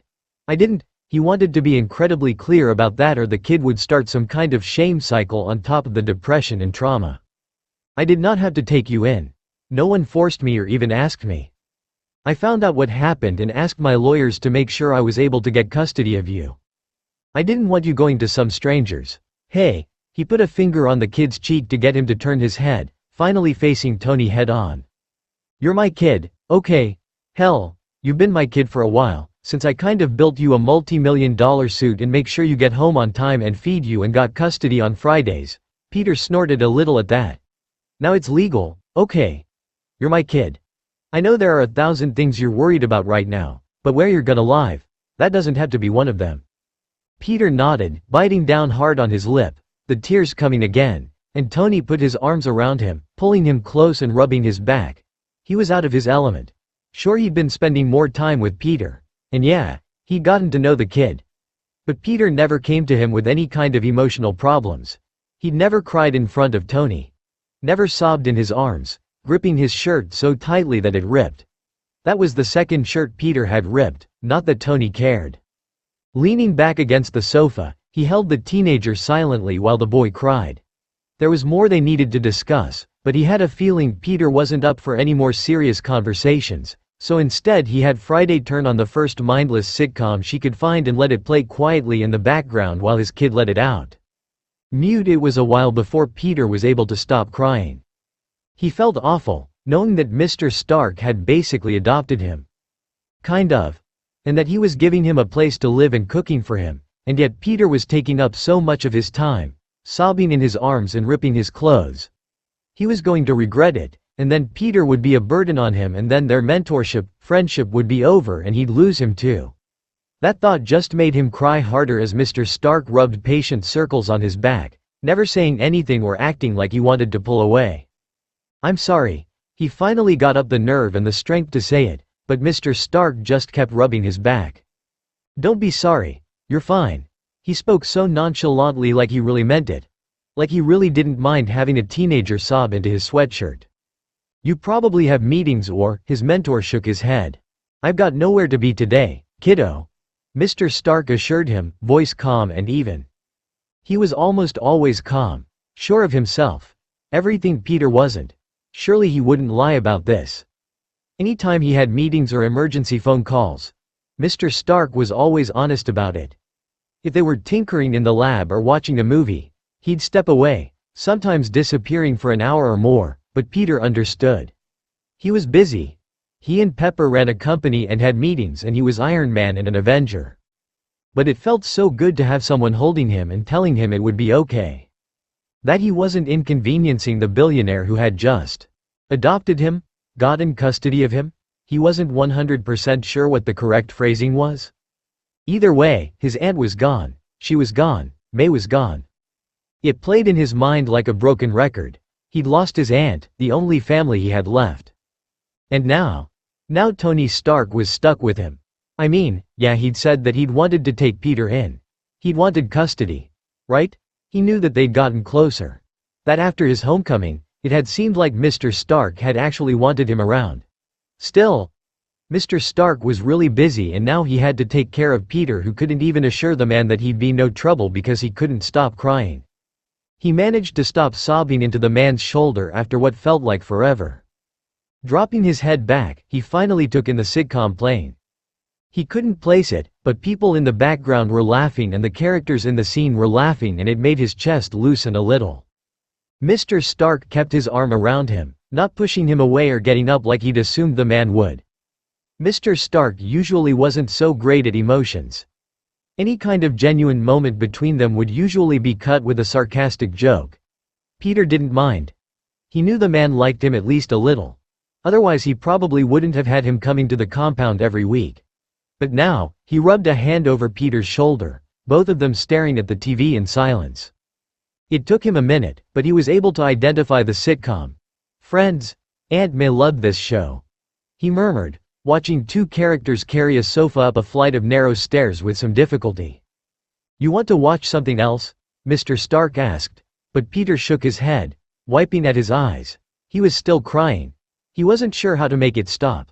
Nor could he get a clear timeline in his head. What day was it? Did he have to plan his aunt's funeral? Had it already happened? He couldn't make himself ask. "No," he murmured. Mr. Stark just nodded, leaving the sitcom on until the episode ended and the next one started. Peter couldn't let himself feel actual amusement, but it was comfortable. He remembered getting home from his Spider-Man patrols and listening to the laugh track as he tried to fall asleep. It was familiar. Around noon, Mr. Stark got up and left him on the sofa. Peter didn't ask where he was going, just stared at the TV mindlessly until Mr. Stark brought 2 containers of Chinese takeout over to the couch, sitting and handing him a container with a fork, keeping the chopsticks for himself. He'd remembered that Peter couldn't use them. Peter wiped a hand over his face, sniffing a little and taking a bite of the sweet and sour chicken and noodles. They'd eaten the same thing for dinner 100 times, and like the sitcom playing on the TV, it was comfortable, familiar. He ate the chicken, polishing off every bite of food and finding he was still hungry, but not wanting to bug Mr. Stark, he kept quiet. The man took their empty containers to the kitchen and came back with a second one, handing it to Peter with a faint smile. Usually he would have made a joke, something along the lines of, human garbage disposal, or something about a spider needing more flies or something, but he seemed to know that Peter couldn't handle jokes at the moment, so the man just sat back down next to him. Peter thanked him softly, finishing that container too. When he was done eating, he took it to the kitchen himself, throwing it in the trash and rejoining his new guardian. Not father, right? He shook the question off. Mr. Stark. He rejoined Mr. Stark, feeling surreal and out of place. How you doing, kid? Said man asked, turning and putting a hand on his shoulder. Still with me? It was a strange question, but Peter understood. He wasn't entirely sure if he was still with him. Everything felt so far away. Like he was miles away from the man sitting next to him on the couch. But he had a feeling that if he told Mr. Stark that, he'd just worry more. Yeah. Thanks for lunch, Mr. Stark. Sure thing. You want anything else? No. No thanks. I'm fine. Mr. Stark nodded. Actually. Can I ask you? Mr. Stark waited, not looking even remotely put out by the stuttering. Her Aunt May, even saying her name was hard, and he blinked hard, wiping furiously at his eyes. Do I have to plan anything? I mean, I don't know how. Hey, don't worry about it. It's all taken care of, unless you want to. No, Peter shook his head, not caring that he'd cut the man off. I don't want to. No problem. The man nodded, throwing his arm around the back of the couch behind Peter's shoulders again. Any more questions? I'm sorry, don't apologize. He shook his head, sounding so normal. So calm. Sure. Like nothing in the world was wrong. It was surprisingly grounding. Take your time. School? I've missed a lot. And it's midterms. Or, it was midterms. Did I miss midterms? Yeah. You missed them, but I called your school and they're going to let you take everything late. They're going to send your late work and you can work from here until you're ready to go back. If you need a tutor, Vision would be happy to help, I'm sure. Or me, unless it's English. I was never any good at writing papers on things not related to science. Peter nodded, trying to take it in. He had a feeling the man had made some kind of joke but he couldn't feel amused yet. His emotions were still on mute. Except sadness. Grief. Disbelief. Those were still plenty loud. Ned? Your friends Ned and Michelle have been calling me non-stop since I had you moved here. Their numbers are in your new phone. I know you kids nowadays don't have anyone's number memorized. Peter gave a half smile at that, trying to feel actual amusement instead of faking it. He didn't quite succeed. You have the same number and everything.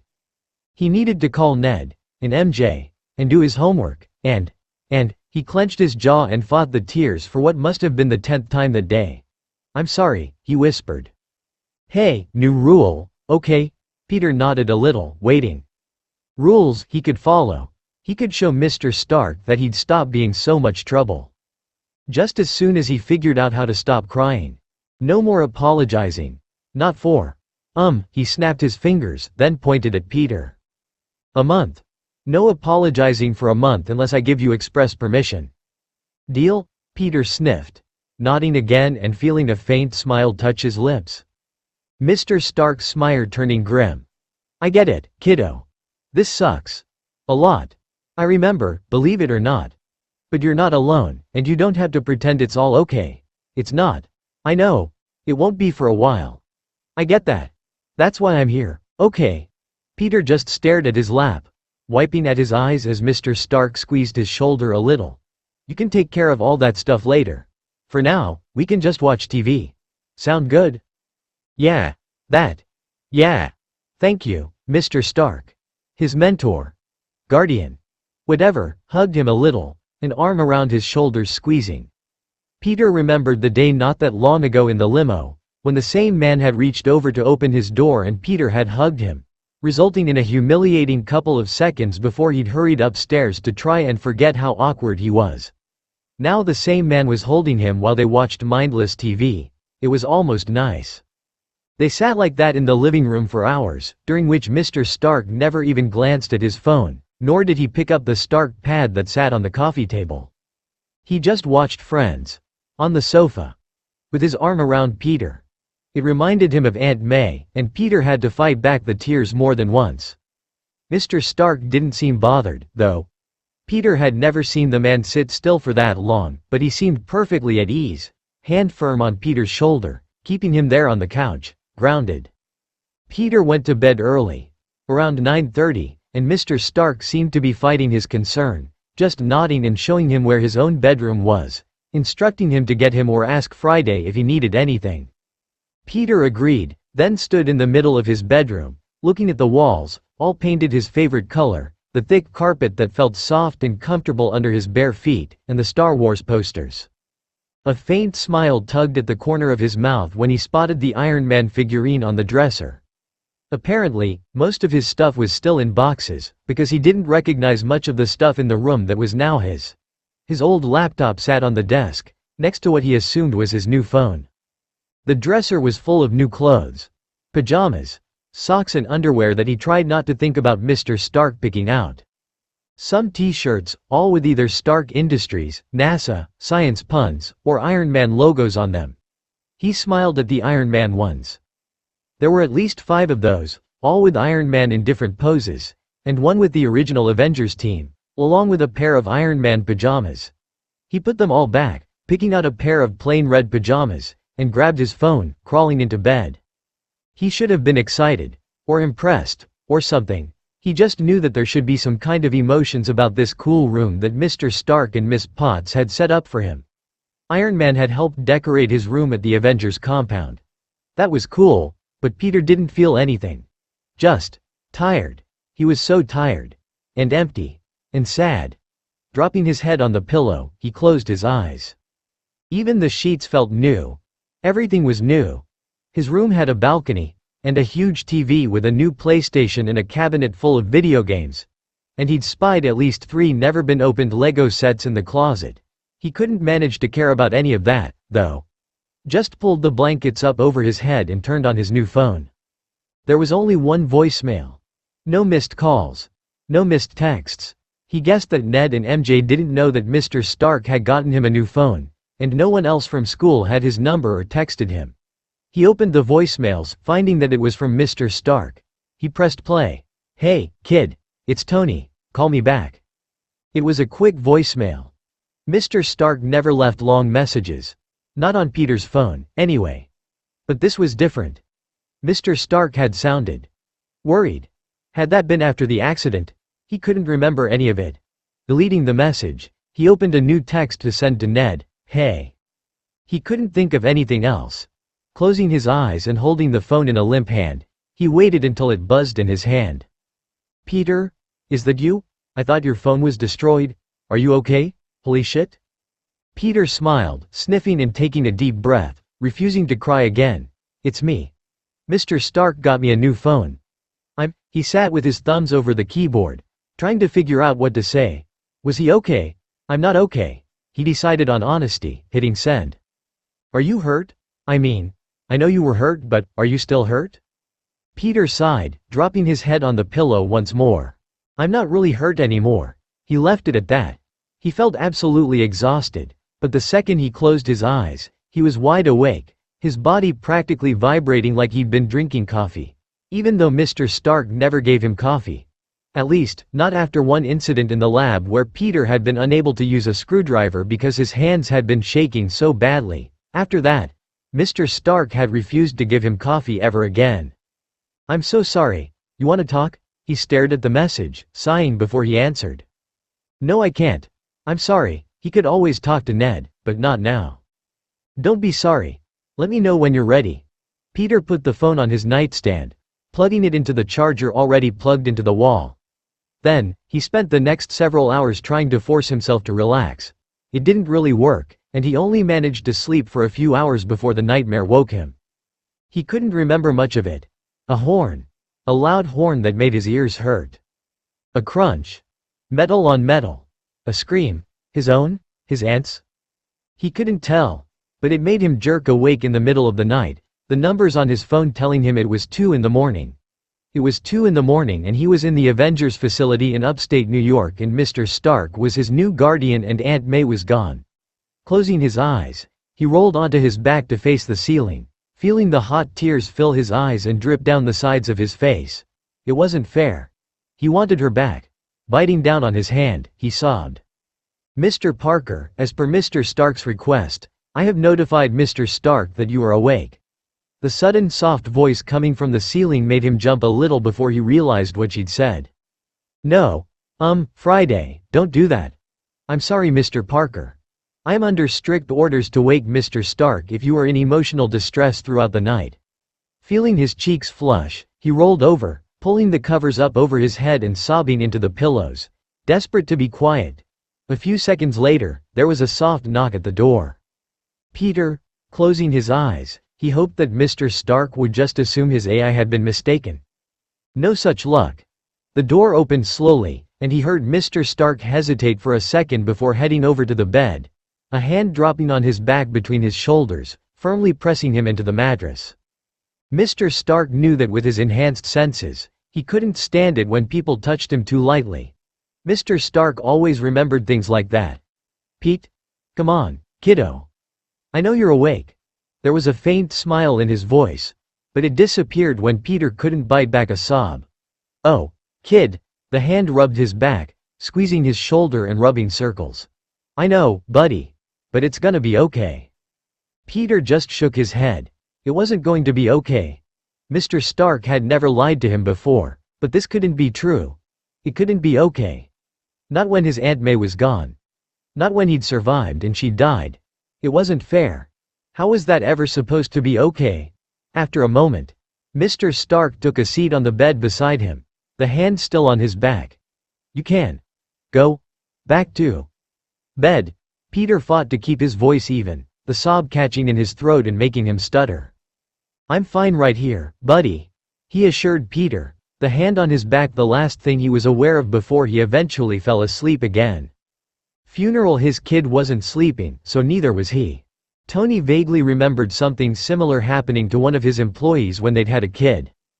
Babies didn't sleep through the night, so neither did their parents.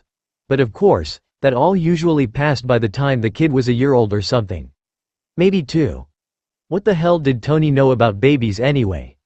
Wiping his face roughly with his hand and swinging his feet over the side of his bed, he waved a hand at nothing. Yeah, Fry, I got it. I'm going," he muttered, and the alarm that had woken him was silenced. "Peter has once more asked me to stop alerting you when he wakes up in distress," she told him. He ignored that, as he had for the last few nights. It had started that first night with the nightmare, and continued every single night for 3 days. The day of the funeral. Sunday.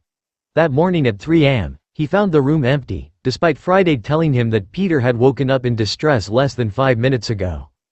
Looking around, he finally noticed that the balcony door was open and felt his heart leap into his throat. No. Surely not. He knew the kid was upset. Maybe depressed. He was doing his best here, but he didn't know what to do other than sit with the kid when he woke up every night, feed him during the day, and just try to be there in between. But he hadn't thought it was that bad. Hurrying out to the balcony, Tony froze when he found the kid perched on the railing, feet hanging off the sides. "Peter?" he asked hesitantly, not wanting to startle his kid, but of course, Peter had heard him approach. "I thought if I left my room, she might not wake you," the boy murmured. "I told her to wake me if you woke up at night in any kind of distress." "You don't have to do that," Peter told him, sounding dead. He hated it. Hated hearing his kid sound that way. "You should sleep. You're busy." "I can get by on less sleep," he told him with a shrug. Peter didn't answer, just stared out at the trees that surrounded the compound. "Why don't you get down from there?" Peter snorted just a little, the sound startling him. "Are you afraid I'll jump?" It was said in such a foreign tone.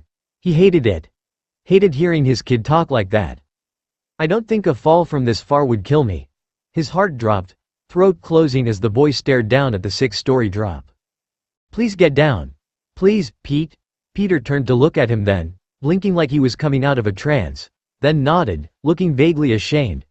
Putting his weight on his hands, he spun around, lifting his feet up and over the railing with the grace of a gymnast, and hopped off the railing. Reaching out, Tony put an arm around his shoulders, leading him back inside. "I wasn't gonna jump or anything," Peter murmured, and Tony nodded, faking an assurance he didn't feel. "I know. I can't sleep. I know, buddy." He squeezed his shoulder. "Here. Lay down." He pushed him toward the bed, and Peter crawled under the covers, slumping on the pillow. Tony straightened the blanket, patting him on the back. "Try to sleep. I'll wake you if you have a nightmare. But you need to sleep." Peter shook his head. "I'm not a baby. I don't need you to sit up with me." As soon as the words were out of his mouth, he looked ashamed again and spoke before Tony could open his mouth. "I'm sorry. I don't mean." "It's fine, Pete. Just close your eyes, okay? I'll go back to bed as soon as you're asleep." "How's that?" Peter just muttered something that sounded like a yes, and was asleep in less than 5 minutes, his breathing deep and even. For a few minutes, Tony just sat there, staring down at this kid. At his kid, who'd woken up crying every night for days. Who struggled through the days and did his best to act normal while Tony struggled to figure out how to take care of him. "Fry, if he has another nightmare, wake him up, me too." Standing up, he tucked the blankets around the kid and headed out the door, shutting it firmly behind him. Peter couldn't sleep with the door open. He'd learned that the first night. "And wake me at 7. The funeral's at 10. With that, he finally managed to get back to sleep. The alarm went off at 7 sharp, and Tony groaned at the noise, yanking his covers over his head. "Shut it off, Fry," he barked.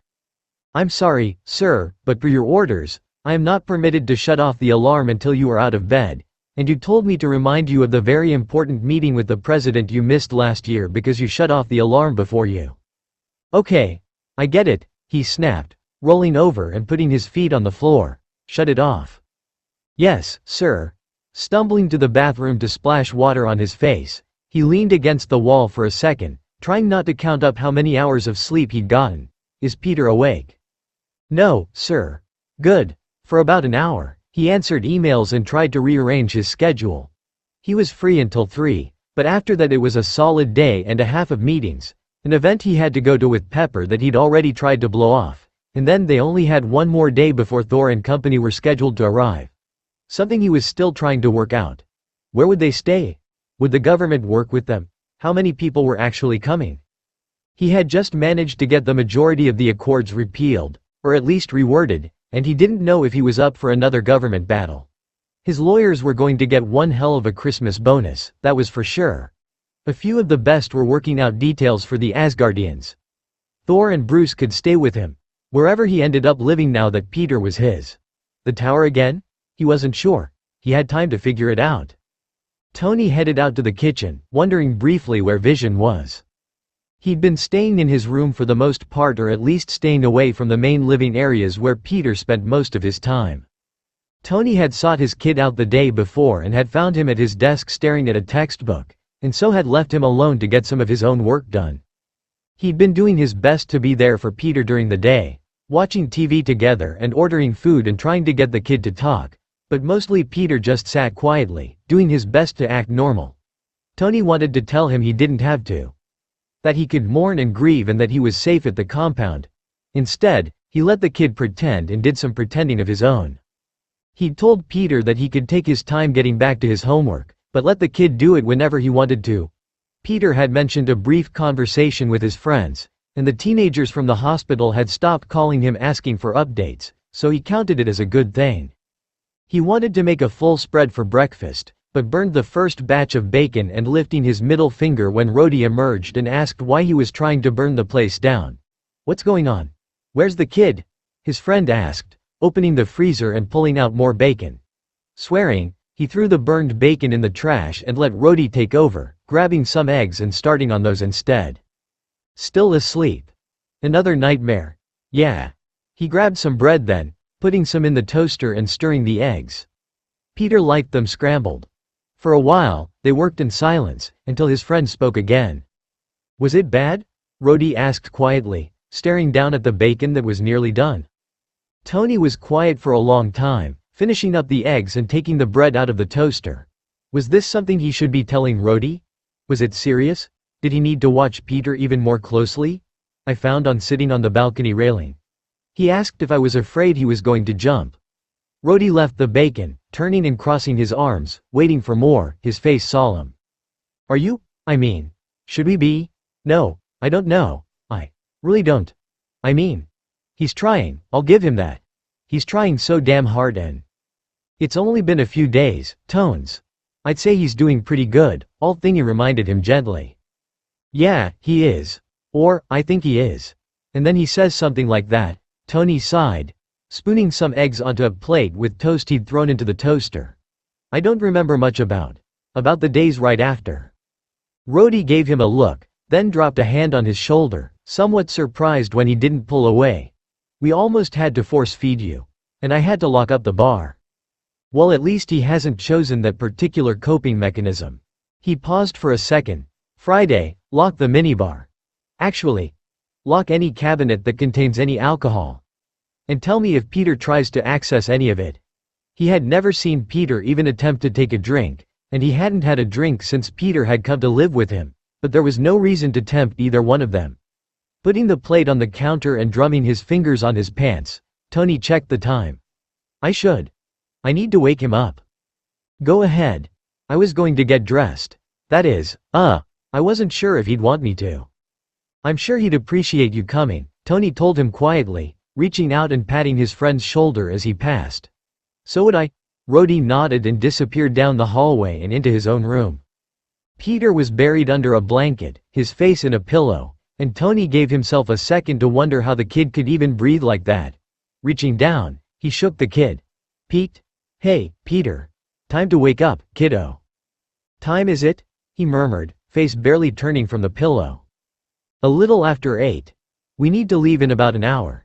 The kid didn't move, but he could see him deflate, his jaw tightening just a little. Do I have to? Well, no. I guess you don't have to. He told Peter, sitting down on the bed and putting a hand on the kid's back. But if you don't, I think you'll regret it for the rest of your life. And I'd rather you not have to carry that on top of everything else. She doesn't know the difference. He murmured, sniffing and bringing a hand up to rub his eyes. Maybe not. You do, though. He rubbed Peter's back then. That usually calmed him down some. You've got a new suit in your closet, and I made breakfast. Well, mostly Rhodey, but I helped. That got a faint smile out of the kid. Peter hadn't exactly been smiling much, so it was nice to see the kid looking something other than miserable. Clapping his hands together, he patted the kid's back. All right, bud. You ready? Sighing, Peter nodded, pulling himself out of bed, and Tony led the boy to the kitchen. Breakfast was a rushed affair, Peter barely seeming to taste the food. Tony watched him eat, making sure he cleared his plate. Rhodey emerged from his bedroom, dressed in a nice suit as he sat down across from Peter. Hey, Pete. How you doing, kiddo? Hi, Colonel Rones. Peter murmured, offering him a smile that, though a little weak, was still genuine. How many times do I have to ask you to call me Rhodey? He asked, patting Peter on the back as the boy took another bite. You can chew, Pete. You got enough time. Tony assured him. Peter slowed down a little, but not by much. He let it go, and when the food was gone, Tony ushered the kid to his room to get dressed while he did the same. When Peter emerged from his bedroom, Rhodey and Tony were both dressed. To Tony's surprise, Peter's tie was decently tied, and the suit was only a little rumpled. Tony reached out and straightened the black tie a little. Watch a YouTube video to learn how to do that. He asked, brushing invisible lint off the kid's shoulders. Peter gave a half smile while Rhodey chuckled. Yeah, Peter told him, something passing over his face, but Tony didn't ask. Instead, he guided his kid to the garage, Rhodey following behind as they took the elevator down. Happy was waiting downstairs. Peter hadn't seen the man since before the accident as far as Toy knew, but he didn't even make eye contact with their driver, just dropping into the back seat, his eyes back to that dead, listless stare as he stared at the back of Happy's seat.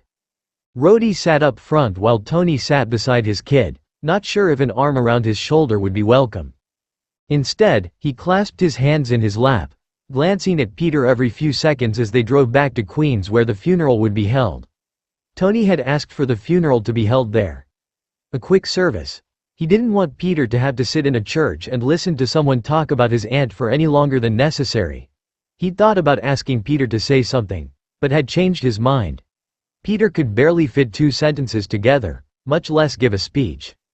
When they arrived at the church, Tony guided Peter to sit in the front of the room, him on one side of his kid and Rhodey on the other. Peter clutched his hands in his lap so tightly Tony worried they would bruise, and then he realized Peter was staring at the closed casket, jaw tight, eyes too wide. He reached up a hand and put it on the side of Peter's head, pulling it down so that it rested on Tony's shoulder.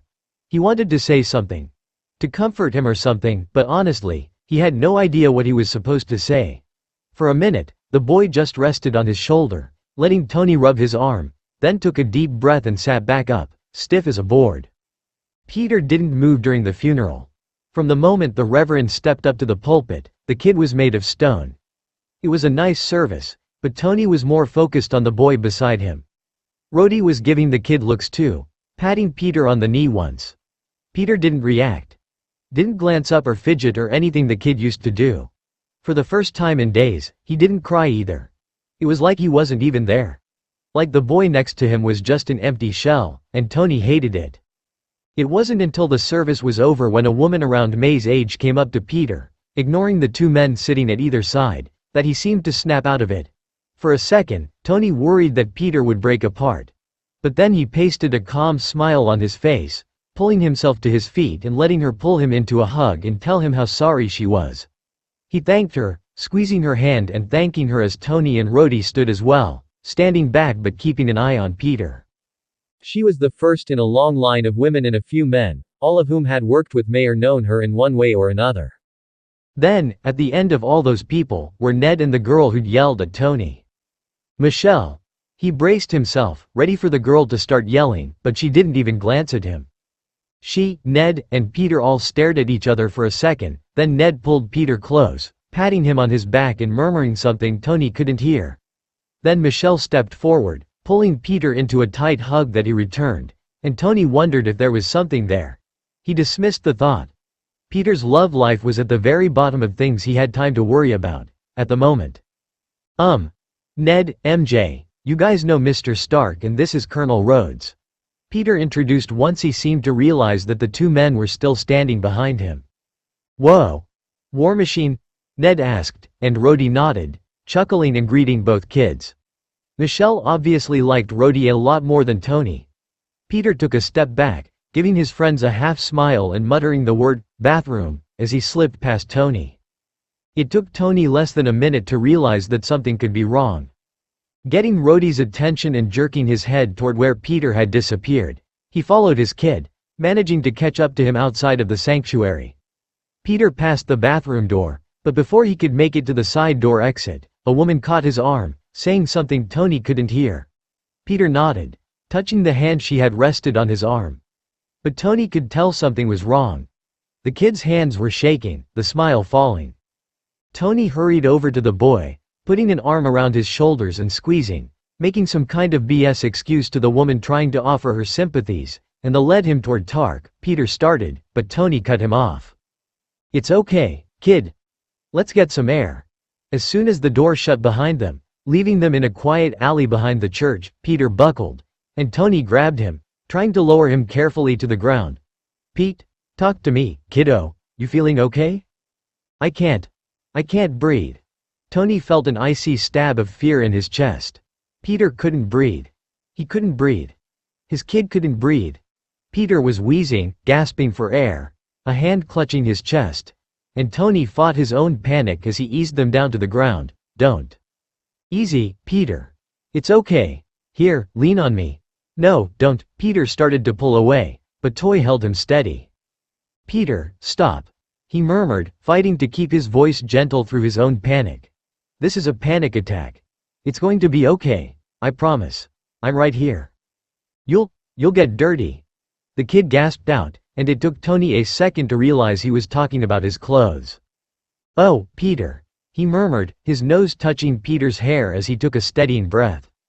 I don't give two shits about this suit, okay? Placing a hand on Peter's chest, Tony leaned back against the brick wall of the church, pulling Peter back with him. Listen to me breathe. Can you feel it? He asked, taking one of the kid's hands and pressing it against his own chest. After a second of Tony exaggerating his breaths, Peter nodded. Good. Breathe slow. Ready? In through your nose. He coached, waiting for Peter to obey. The kid sobbed when he breathed in, one fist clenched in his pant leg. Then out through your mouth. Good, he murmured, again. The boy obeyed, managing a few breaths before he was able to talk. I'm sorry. Tony shook his head. Nope, what's my one rule, kid? Mr. Stark, I only gave you one rule, what was it? Don't apologize, or something, he gasped out. Tony snorted. Yeah, don't apologize or something. You got it. Peter gave a half laugh, slumping against Tony as he finally caught his breath, his shaking hands stilling a little. Better? He asked. A lot softer. Peter nodded. Good. You ready to get home? Peter hesitated. Shouldn't we? I mean, I haven't talked to everyone yet, and they haven't. I mean, they still have to, too. The boy couldn't even get the word out, and Tony could feel him start to shake again. Yeah, I'm more worried about you staying upright, kiddo. Tony murmured. Do you want to go to the grave right now? No, Peter whimpered, quiet like he was ashamed. Okay. Let's just go. You can go back and visit anytime you want, I promise. But right now, we can just go back home.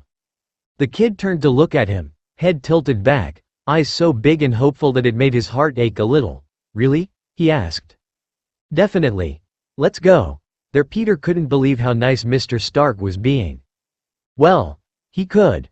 From the day he'd woken up in that hospital bed, Mr. Stark had been great. He'd gone out of his way to make Peter feel welcome at the Avengers facility, even when Peter found it almost impossible to actually talk to anyone. Or do anything other than watch TV and do homework. Still, Mr. Stark had sat with him, watching whatever movie or show was playing on the TV in the living room. Once, Peter had told him sheepishly that he could change it, but Mr. Stark had waved it off, telling him in no uncertain terms that if he had wanted to watch something else, there were plenty of TVs to choose from. And yeah, Mr. Stark had always been pretty good to him. He'd built him 2 suits and kept an eye on him and given him backup anytime Peter needed it and had invited him to his lab and made sure he ate. He was a nice guy and he'd been great to Peter. But this was different. Mr. Stark was acting. Almost like a dad. Well, how Peter assumed a dad would act. Kind of like how Ben had acted. He was taking care of him. Of course, as the days had gone by, Mr. Stark had started answering emails and taking phone calls during the movies and TV shows, but Peter didn't mind. He got it. Mr. Stark was very busy. That had never been a surprise to him. Honestly, it was more of a surprise that Mr. Stark had any time for him at all. Especially with the stuff with the other Avengers and something else that he and Colonel Rhodes were whispering about sometimes. Peter didn't try to eavesdrop. He couldn't focus on his own problems, much less whatever Mr. Stark was stressed about. Since waking up in the Avengers facility, Peter had felt like everything was on mute. He was trying so hard. He tried to make jokes like usual with Mr. Stark and have conversations with Colonel Rhodes and even interact with Vision. He tried to focus on homework and movies and having the occasional text conversation with Ned and MJ. But he couldn't sleep and he couldn't focus and everything felt wrong. Less vibrant. Dead. Like he should have died instead of his aunt. No, he already knew that. He knew that he should have died. He was Spider-Man, how had he not protected her? He shut that thought down, leaning against the back of the seat, eyes closed, vaguely aware of Colonel Rhodes and Mr. Stark talking to Happy who had been waiting by the car. He was so tired. So exhausted. He couldn't remember his last full night's sleep. Then he remembered sitting on the railing, asking Mr. Stark if he was afraid he would jump. What an idiotic thing to say. Mr. Stark had been so great and now he was probably worried. More worried. He'd known that Mr. Stark was worried about him for days. He didn't want to add to that. He knew he needed to go back to school soon, but he didn't know how to bring it up or ask Mr. Stark how that was going to work. He couldn't figure any of it out. You okay there, kid? Colonel Rhodes asked him softly. Peter just shook his head, closing his eyes, and felt a hand on his forehead. He couldn't make himself lie. Or even nod. His aunt was dead. May was dead. Gone. Forever. He'd failed her. It was his fault. He couldn't remember anything about that night. But it had to have been his fault. He should have saved her. Why didn't he save her? The hand moved away, then squeezed his shoulder. It had to be Mr. Stark. Colonel Rhodes was in the front seat. "We'll be home soon, buddy," Mr. Stark told him quietly. Peter reached up, wiping irritably at his eyes, but honestly, he barely had the energy. He'd slept some the night before, but every night it was the same. Metal crunching. Screaming. Tires squealing. His aunt, begging him to save her. Screaming for him. Screaming for Spider-Man. He swallowed hard, ignoring the hand that patted his knee. "We'll have some lunch, then you can lay down. What do you think, Pete?" He tried to nod. He tried to play along. But the sob tore out of his throat, and he clasped his hand over his mouth, leaning forward and dropping his head against the seat in front of him. "Peter," Mr. Stark murmured, and before this, Peter wouldn't have thought that he could sound that gentle. He put a hand on Peter's back, rubbing circles over his suit jacket. He couldn't stop sobbing, biting down on his hand to keep quiet. Then he felt a hand at his throat. He stiffened, but Mr. Stark was leaning forward too. "Hey, easy, kiddo. Just taking the tie off. It'll be easier to breathe." Peter let him loosen the tie, then remove it altogether. "There. Better?" Peter nodded, still crying and feeling his cheeks heat up. He was sobbing in the back of a car with two superheroes. And happy. He didn't know which was worse. He wanted to jump out of the car while it was still moving. And preferably land in front of another car. A hand on his shoulder pulled him back, leaning him against Mr. Stark's side. He could only resist for a second. Then he let himself slump against his mentor, face hidden in his neck as he sobbed. Mr. Stark shifted and the partition between the back seat and the front went up. He took a second to be grateful that Mr. Stark seemed to understand his embarrassment, but then he just felt miserable again. "It's my fault," he whimpered, clutching the man's suit jacket so tightly that he felt the fabric tear. "Shit. Sorry," he let go, but Mr. Stark's hand covered his. "It's okay. I don't care about this suit, and it's not your fault. I should have saved her." He pulled away then, gasping as the pain hit him anew. It was like everything was loud again. Too loud. Like someone had turned the TV off mute and it was loud and bright and he didn't know how to deal with it. Why didn't I save her? "Peter, listen," his mentor murmured, hands on Peter's shoulders. "First, breathe." Peter did, sobbing a little, but trying to get it under control. I know I'm not the best at this, but you can cry. It's normal. It's probably healthy, hell if I know. But she was important to you. And you lost her and you were allowed to cry about that. For as long as you need to. And believe me, if you had been able to save her, you would have. I know that. You know that. The only reason you wouldn't have is because you couldn't have. You threw yourself on top of her. You took the brunt of the impact. If you weren't Spider-Man, you'd be dead too. Mr. Stark wouldn't lie to make him feel better. He knew that. But he didn't know how to believe this. How could he have not saved her? The other driver was drunk. He ran a light and hit on the driver's side. He was going at least 80. Probably faster.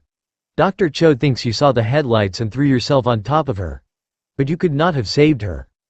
What happened? To him, the other driver. He died on impact. Same as your aunt. Peter just nodded, dropping back against Mr. Stark's chest. I'm so tired, he admitted softly, feeling the world go back to mute. It stayed that way until they pulled back into the Avengers compound drive. Mr. Stark probably answered him, but he didn't have the energy to take it in, or even try to figure out what he was saying. Instead, he was silent until Happy opened their door and reached a hand in, pulling him out of the car. Mr. Stark jumped up, getting an arm around Peter's shoulders and supporting him as he led him into the building, into the elevator, then into the communal living area. Think you can eat something? He asked. Peter just shook his head. Okay. Go lay down for a bit, then we'll have lunch, okay. Peter just nodded, stumbling into his room and managing to sleep for almost an hour before he started screaming, hands bunched in the covers, head thrown back. This was how Mr. Stark found him, waking him gently and pushing his hair back, hands carding through his hair. Dropping his head into the pillow he'd been sleeping on, he gave in and just sobbed, feeling Mr. Stark sit on the bed beside him. "I can't do this," Peter whispered, trying to smother himself in his pillow. He couldn't. He didn't know how to cope with this. It was too news had been bad. Losing Uncle Ben had been painful. But this, it was worse. She was it. She was the last person he had. And he knew that Mr. Stark cared about him and was going to take care of him. But Aunt May was his family. The last member of his family. They were all gone. "I know it feels that way, kiddo. Really, I do. After my parents, after they died," he sighed, apparently struggling for words. "I know it feels like you can't. But I'm right here, okay? I'll be here." It helped more than Peter had expected. Mr. Stark couldn't really fix this, and every single time he thought about May, he felt like there was a vice around his chest. He was so tired, so exhausted, but he couldn't sleep. And Mr. Stark couldn't do much about that. But the man was there. He was sitting on the bed with him, pushing his hair back and assuring him that he was there. That he wasn't leaving. It hurt, but at least he wasn't totally alone. "Why don't you try to eat something?" Mr. Stark asked, his voice still soft. Peter didn't want to. Didn't want to keep living when his aunt couldn't. It wasn't fair. It wasn't fair that he got to get out of bed and go eat food and live in this fancy place when she was dead. It's not fair. He knew he sounded like a baby. Only little kids whined about how things weren't fair. But Mr. Stark didn't laugh or make a witty comment. Instead, he reaching down and put a grounding hand on his shoulder. "I know, buddy. Shit. I know. It's not fair. And I know this is the last thing you wanna hear, but you've got to keep living. Which means you need to eat. You need more food than the rest of us, remember?" "I don't want to. I don't feel good." The hand on his shoulder squeezed. "May wouldn't want this." Mr. Stark's voice was still gentle, but firmer this time. Peter flinched, sniffing and forcing himself to keep it together. It worked for about 5 seconds before a tear dripped down the side of his face. "I didn't know her all that well. She wasn't overly fond of me, but I know that much. She did call you, that rich asshole, once. But that was right after she found out." Peter felt himself smile through his tears and Tony snorted. "I've been called worse. Heck, I've been called worse by May. She yelled at me for almost an hour, you know? I thought that would be the end of your vigilante days. But she didn't make me stop," he murmured, smiling just a little. Tony shook his head, speaking incredulously. "She didn't make you stop." He chuckled a little. "Guess she figured you wouldn't. Was she wrong?" Peter managed another wet laugh. "No, I wouldn't have stopped. Didn't think so." He was quiet for a second. "She loved you so much." Mr. Stark hesitated. "Did I ever tell you about my mom?" Peter felt himself start, blinking in surprise at his mentor in the dim lights of the room, wondering at the subject change. Not really, no." "No. I haven't really talked about her at all. Not for years. But she loved me. And, shit, I was a mess. A pompous, drunk mess." Peter blinked at him, bringing a hand up to wipe at his eyes. "And my dad? I never told him I loved him. Never heard him tell me he loved me." "Didn't know he gave a shit about me until he was dead and I found an old video he made. I mean, sure, it was nice to hear it, but it would have been nicer if he'd told me while he was actually around." Peter watched in concern as Mr. Stark let out a long, sad sigh. "But my mom. She told me a lot. Every time she saw me." He was smiling a little, eyes far off before he returned to looking at Peter. Her and May would have gotten along. They loved their kids. More than anything. Peter wiped at his eyes again, sitting up a little and leaning against the wall. "I wasn't, though," he admitted in a whisper. "I wasn't even related to her. My uncle. He was my dad's brother, but May," he stumbled over her name. "I wasn't hers." "You were her kid," Mr. Stark corrected gently, "and you're my kid." Peter started a little, looking up at him in surprise. "I'm your guardian and you are my kid." He hesitated, then gave Peter a grin. "And I love you, kiddo." "My old man, he was pretty smart, but he was a crappy father. I don't want to make that mistake. Okay. So, you're my kid. And I know this sucks and you're gonna miss May for a long time, but we're going to get through this. Promise. You're not going to be alone, okay?" Peter swallowed hard, feeling his eyes sting. "Thank you," he whispered, and Mr. Stark patted him on the shoulder, nodding awkwardly. It was almost funny. He'd never seen the man so emotional. All right. Let's go have lunch. Helen gave me strict instructions to make sure you ate, and she scares me when she's angry. Doesn't she work for you? Yeah. Try telling her that. Smiling, he reached out a hand and pulled him up and the two headed into the kitchen. Peter still didn't have much of an appetite, but he sat at the kitchen island, nibbling at the sandwiches Rhodey had ordered. Peter wanted to thank the man, but he was nowhere around. When he asked Mr. Stark, the man put his own sandwich down. "He's in a meeting with Ross. Actually, I also need to be at that meeting." Oh, Mr. Stark, you should go to your meeting. I don't want you." "Hey, easy kid. Breathe. You weren't keeping me from anything. If anything, you gave me an excuse not to go." He checked his watch. "I just wanted to let you know that I'm going to be pretty busy for, well, the rest of the day. And tomorrow." He took another bite of his sandwich and Peter nodded. "Yeah, of course. That's fine. My last meeting tomorrow should be over by 6, so we can get dinner or something. Sound good?" "Yeah, definitely. If you want, I want." He smiled at Peter, nodding toward the kid's sandwich. Sighing a little, he took a bite, feeling his stomach turn. "Still not feeling good?" "Not really," Peter admitted softly. "All right, kiddo. You can wrap it up if you want. But, before I go, there is one more thing." "Yeah? I got a call. Well, Rhodey and I did, from Banner. Like, Bruce Banner, he's okay." Bruce Banner hadn't been seen for almost 2 years, since before the Avengers had broken up. Mr. Stark gave him a weak nod. "It seems like it.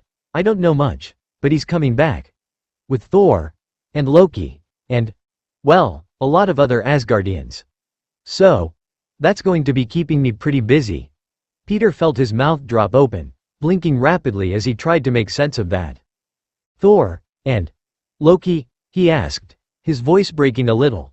Mr. Stark didn't make a joke or even point it out. Just nodded. He's bringing Loki here." "Yeah." Mr. Stark gave a weak laugh, not looking entirely amused. "I didn't get the whole story, but something happened to Asgard and they have nowhere else to go. But Thor assured me that his brother could be trusted, which I don't believe for a second, but I'm dedicated to not worrying about that until they land." Peter nodded a few times, trying to take that in. It didn't really work. May was gone. He lived with Mr. Stark now. That was about all his brain was willing to take in at the moment. That, and he wanted to sleep for more than a few hours without nightmares. Do you want me to stay somewhere else or? "No," Mr. Stark shook his head, his voice firm. "No, Pete. This is your home now, okay? I'll be busy but you still live here. Besides, don't you want to meet the rest of the Avengers?" Peter tried to smile, but he was just too tired. "Kid? Yeah. He brought a hand up, running it over his face and blinking at the table. "Here."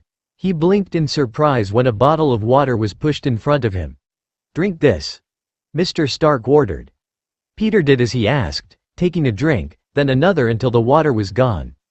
A hand was pressed to his forehead, and for a second it reminded him so much of May that it hurt. "Come on, Pete," Mr. Stark urged, getting an arm around him and helping him to his feet, then leading him to his bedroom. Peter realized he still hadn't really looked, he couldn't bring himself to. Instead, he let Mr. Stark lead him to the bed where he collapsed. His mentor, Guardian, pulled the blankets up around his shoulders and ruffled his hair. "You need some sleep, kiddo. I've got to go, but just ask Friday if you need anything. Or text me. These meetings are really boring, so you'd be doing me a favor." Peter smiled weakly, eyes already closing. "I'll be home around 10. He ruffled his hair one last time, then squeezed his shoulder. Peter was asleep before Mr. Stark had even released his shoulder. Empty when Peter woke, it was getting dark outside. He realized that he felt better. Sort of. Still, everything was so surreal. It was almost like this was a normal day. He'd never slept over at the compound before, but he'd spent lots of time there. His mind still didn't want to accept what was going on. Like there was a glitch in his brain or something and it wouldn't accept that this was his new life. This was his home. This was his room. Sitting up and rubbing his eyes, he looked around the dim bedroom. They'd buried his aunt a few hours ago. He'd cried in front of two superheroes and happy, and he'd broken down at his aunt's funeral, and now he lived with Iron Man. Friday? Yes, Peter? She asked, the AI's voice gentle. Peter wondered if Mr. Stark had programmed her to sound nicer when she talked to him. It was kind of a nice thought. What time is it? Automatically the lights started to come up, going from dim to just bright enough to be comfortable. It is currently 6:31 p.m. You have been asleep for almost 4 hours. Oh, thanks, Fry. He looked around his room, eyes landing on the desk, which he'd used a few times, and then the rest of the room. The dresser was full of clothes that weren't his, and he knew his own clothes were in boxes somewhere with the rest of his stuff. The only things from his apartment that were in the room were his old laptop, the files of which he still hadn't transferred over to his new one, and his backpack that sat in the corner. Hey, Friday? Yes, Peter? She asked, sounding like she was smiling. Could I smile? He didn't think so. But Mr. Stark could program anything, so if anyone could program an AI to smile, it was Mr. Stark. Is anyone else here? At the compound, I mean. Vision is currently on a phone call in the training room. Would you like me to get him for you? Oh, no thank you. I'm fine. Am I? He brought his knees up to his stomach and sighed, rubbing his head. Never mind, he murmured. Mr. Stark wanted you to know that you have full access to the compound and are welcome to explore. The only restricted areas are the armory, Mr. Stark's private lab when he is not present, and the private rooms of other residents with the exception of Mr. Stark's room. Peter blinked at that. He could go in Mr. Stark's room. Not that he wanted to. He didn't want to snoop or anything.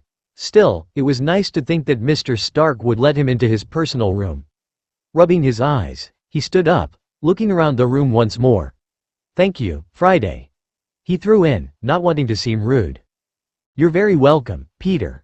Please let me know if you need anything else. Right. Let her know. He needed a lot of things. He needed his aunt back. He needed to understand what was going on and get his homework done and really talk to Ned and so many other things. But Friday couldn't help him with any of that. Moving toward the desk, he opened his backpack, contemplating homework, then decided against it. He'd tried to do homework several times over the last few days, but mostly he'd just read the same stuff over and over, solved a few math problems, and had managed to write 2 lines of an English paper. Both of which were terrible. But he'd sat there, trying to force himself to focus for several hours at a time, sometimes taking a break and texting Ned instead, because he hated the thought that Mr. Stark felt like he had to spend all his time watching Peter. The man had been so nice. Sitting with him, watching movies, cooking food. Peter didn't want to take up all of his time, especially since he knew his mentor. Guardian had meetings and work and events and all sorts of stuff that was way more important than babysitting him. Plus he knew that Mr. Stark was losing sleep because of him and he didn't know how to get Friday to stop waking him up. Hey, Friday? Yes, Peter? Can you shut off the alarm? The one that wakes Mr. Stark if I have a nightmare? I'm sorry, Peter. Mr. Stark is the only one who can shut off that alarm, he sighed. Right. He murmured, scratching his head and sitting down in front of the new laptop. Opening his phone, he looked at his last text from Ned after the funeral. Ned had asked when Peter was coming back to school, but Peter didn't know how to answer. As he was booting up the new computer, a new text popped up. You okay? Hello, Peter. He jumped, looking back at the laptop where Karen's voice had come from. How are you today? Hey, Karen. He waved a little at the computer screen, feeling like a moron. He really had missed her. Then, plugging a flash drive into his old computer, he started to copy things over. He wondered if he had a private server here like Mr. Stark, but he wasn't sure how to access it, and he didn't want to assume, so he transferred everything the old-fashioned way. Opening a file already on the new laptop, he grinned a little when he found the prototype for his web shooters. There was another for his suit, and another for his AI, all protected by Karen, who required him to verbally verify his identity. Once he'd glanced through those, he opened his school email and looked again at the list of emails from his teachers, and 1 or 2 from his fellow students that offered their sympathy. From his teachers, he received the assurance that he could take his time with the makeup work and that he could take his midterms when he came back to school. When he was going back to school, he wasn't sure, but he felt a growing anxiety at the thought of missing even more. He'd already missed so much. Peter, your heart rate is rising. Would you like me to contact someone? Friday asked, voice on a low setting.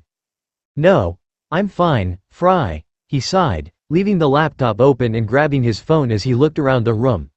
Tucking the phone against his ear, he started to make his bed while it rang in his ear. Mr. Stark hadn't asked him to keep the room clean or anything, but it was the least he could do. Aunt May had always wanted him to make the bed. Said it made his whole room look better. He felt his throat close up a little at the thought. Peter? Ned asked, sounding surprised. Man, are you okay? I barely got to talk to you. Mr. War Machine said you weren't feeling good. Yeah, sorry. I'm better now. He lied a little. I'm sorry I ran out like that, without saying goodbye. It's fine, you don't have to apologize. I just wanted to make sure you were okay. He finished putting the pillows at the head of the bed, not sure what to say. So, how are things? With Mr. Stark? Ned asked. Fine. He's great. He's been great, Ned, and I'm worried that he's missing meetings because of me and… Hey, you shouldn't be worrying about that, Peter. He's an adult. He knows what he's doing. Just let him look after you, okay? Peter sighed, running a hand through his hair. Do you know anything about school? No, I haven't asked. Haven't really had the chance. He walked over to the closet and opened it, looking through the brand new, still with tags, clothes and the 4 new pairs of shoes, not including the dress shoes, lined up at the bottom. Science t-shirts and NASA t-shirts, along with a few with the Avengers on them, were alongside new jeans and khakis and slacks. At the top of the closet were a Lego Millennium Falcon and a Lego Imperial TIE Fighter, both of which had to have been expensive. There were more behind them, but he couldn't find the energy to explore the closet anymore. He wanted to go back to bed, close his eyes and pretend none of this was happening. He browsed the rest of the room while Ned caught him up on what had been going on at school. The dresser was still mostly full of new underclothes, with the top drawers empty. And then there was the TV. Turning it on, he quickly realized that Friday had access to almost every TV channel he watched. Except for HBO. Apparently, age locks were something Mr. Stark was very familiar with. Peter figured he'd have to go to Ned's to watch Game of Thrones.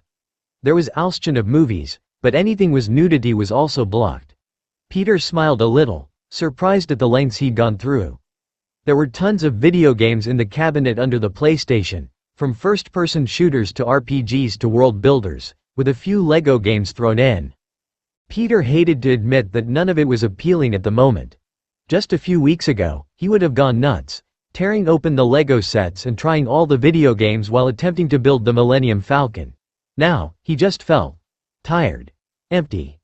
Every few minutes, he'd remember why he was there, and it would be like there was a vice around his chest, squeezing until it was hard to breathe. Peter. Yeah, he muttered, sitting in the chair across from the TV. You okay, man? I mean, of course, you're not okay. Is Mr. Stark there? He's at meetings all night, and all day until tomorrow night. Oh, why don't you come over? Maybe tomorrow after school? Peter frowned, not sure about that. He'd need to get a ride there and a ride back. I'm not sure I can. No one's really here and I don't know if I could get a ride. Oh, my mom probably wouldn't mind driving you. I don't know. Can I try to text him first and ask? Yeah, call me back if you want me to ask my mom. Thanks, Ned. They said their goodbyes and hung up, Peter leaving his room to head to the kitchen where he found his sandwich and started eating. When he opened the fridge, he found it full of every type of soda imaginable, along with 3 different flavors of Gatorade, and grabbed a Pepsi. When he shut the refrigerator, he finally noticed the note pinned to the door. Peter, I'll be back tonight around 10. There's food in the kitchen, or if you want to order something, use the cart in the drawer to your right. If you order out, go ahead and get enough for me, would you? If you need anything, Vision should be around, or ask Friday, or text me. Tony. Swallowing the rest of his sandwich, he guzzled the soda, then headed over to the living area, standing in the middle of the room and trying to shake the emptiness. He knew he couldn't just lay in bed. May wouldn't want that, and it was worrying Mr. Stark. It was why he'd moved himself from the sofa to his room, opening his textbooks and trying to convince the man that he was feeling okay. That every time he thought of May, of her coffin in front of a church, of waking up and having Mr. Stark tell him that she was gone, he felt like he couldn't breathe anymore. Peter dropped onto the sofa, head in his hands as he breathed through it, fighting back a sob. He didn't want to cry anymore. Didn't want to feel his throat close up and feel his stomach turn into a knot. It didn't work. The sobs came anyway. He wondered if it would ever stop. Would he ever be able to function again? A hand clamped over his mouth. He tried to stifle it, glad no one was at home. Peter? He startled, jumping to his feet and whirling around to find Vision, who had somehow learned to alter his appearance so that he had hair and human-looking skin, standing behind the sofa, wearing a sweater and khakis. The android man tilted his head, looking worried. Are you alright? Yeah, I'm fine. Sorry. He pointed at his room, starting to move, but Vision shook his head. You do not need to leave. He hesitated.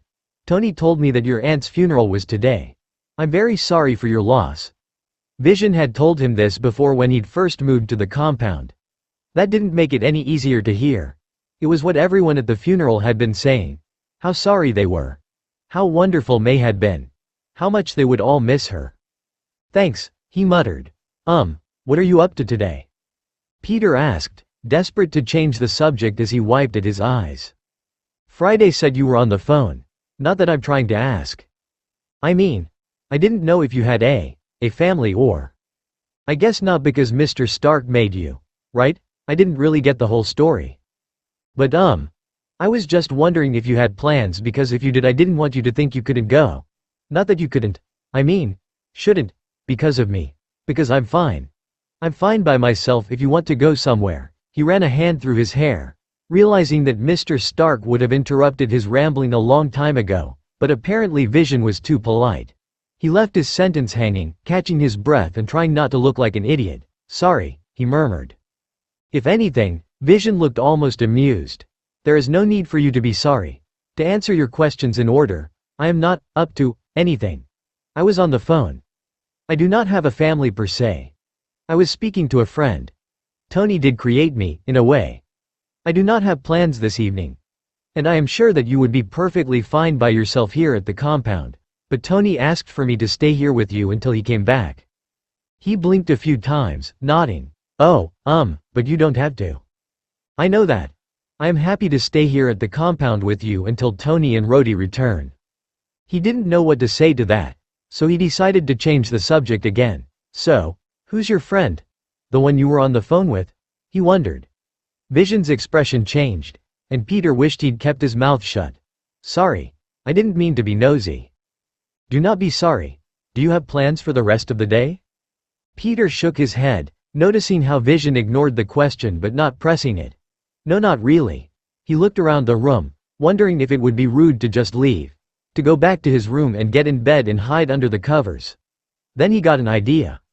Actually, I was going to ask Mr. Stark if I could go to a friend's house tomorrow. Ah. Well, I'm sure if you sent him a text message, he would respond. Thanks, Vision. Mr. Stark said I could order food. I was going to order pizza later. Did you want some?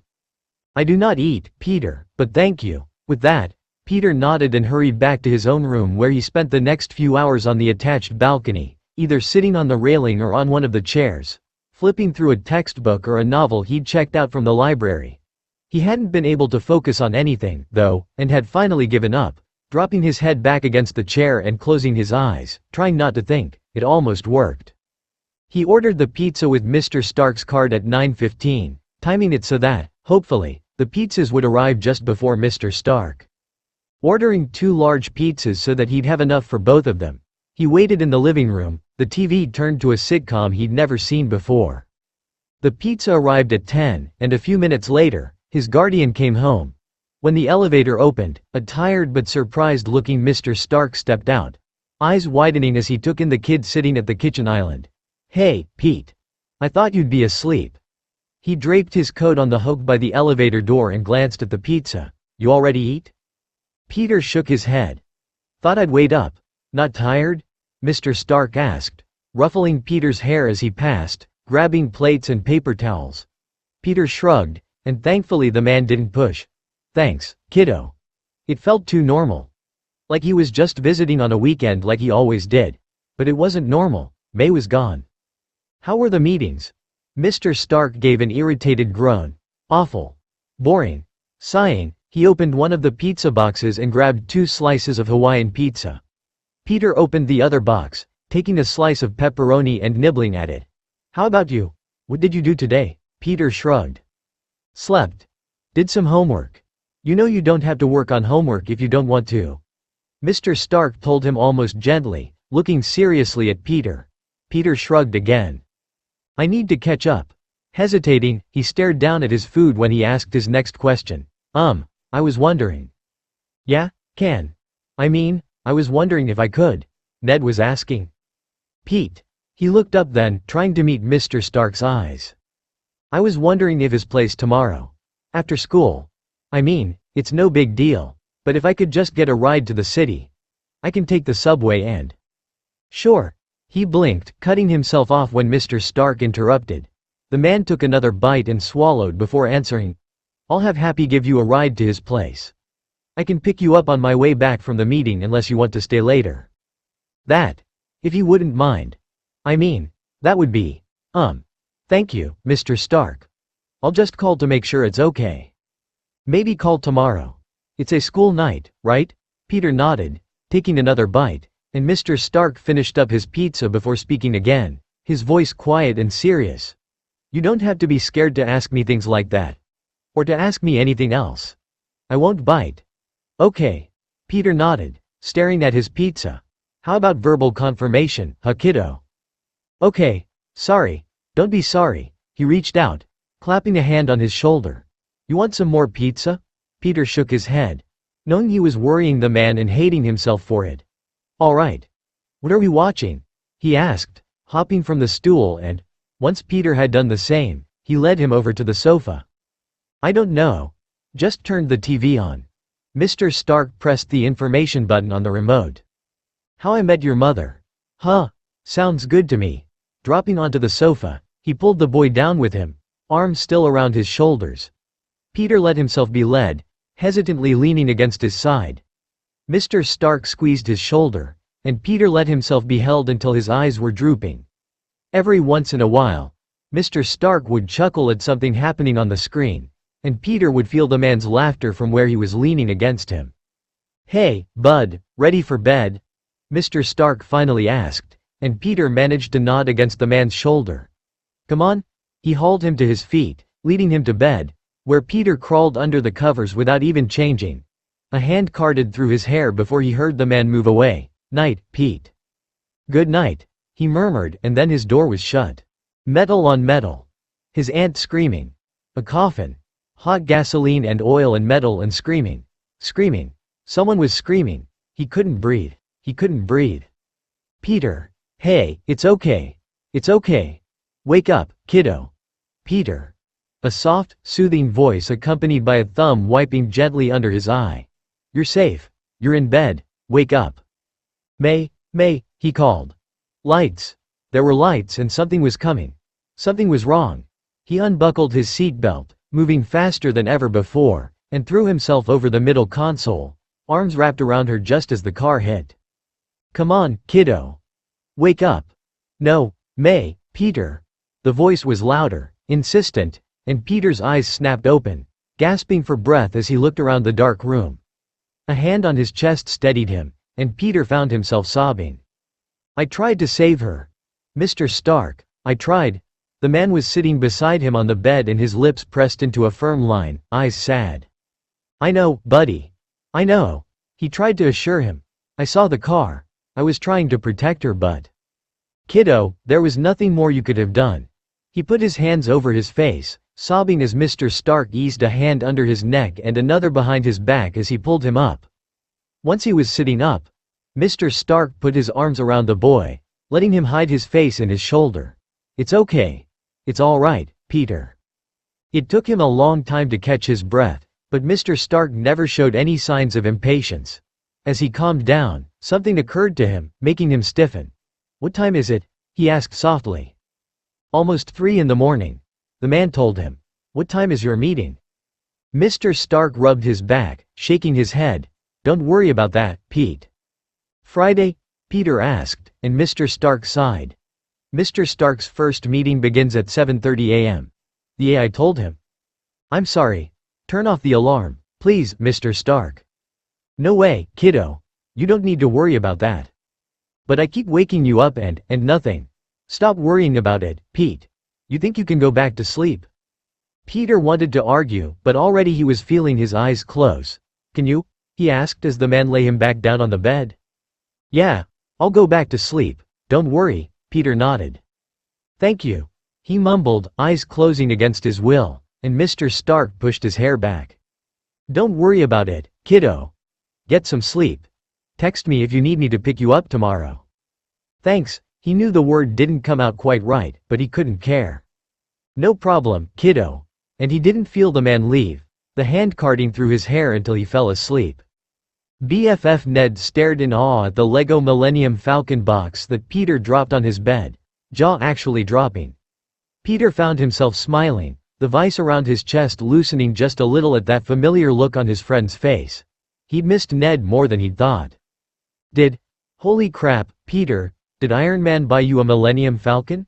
He chuckled a little at the thought, imagining stepping outside the compound on his 16th birthday and finding that Mr. Stark had actually bought him a Millennium Falcon rather than a car.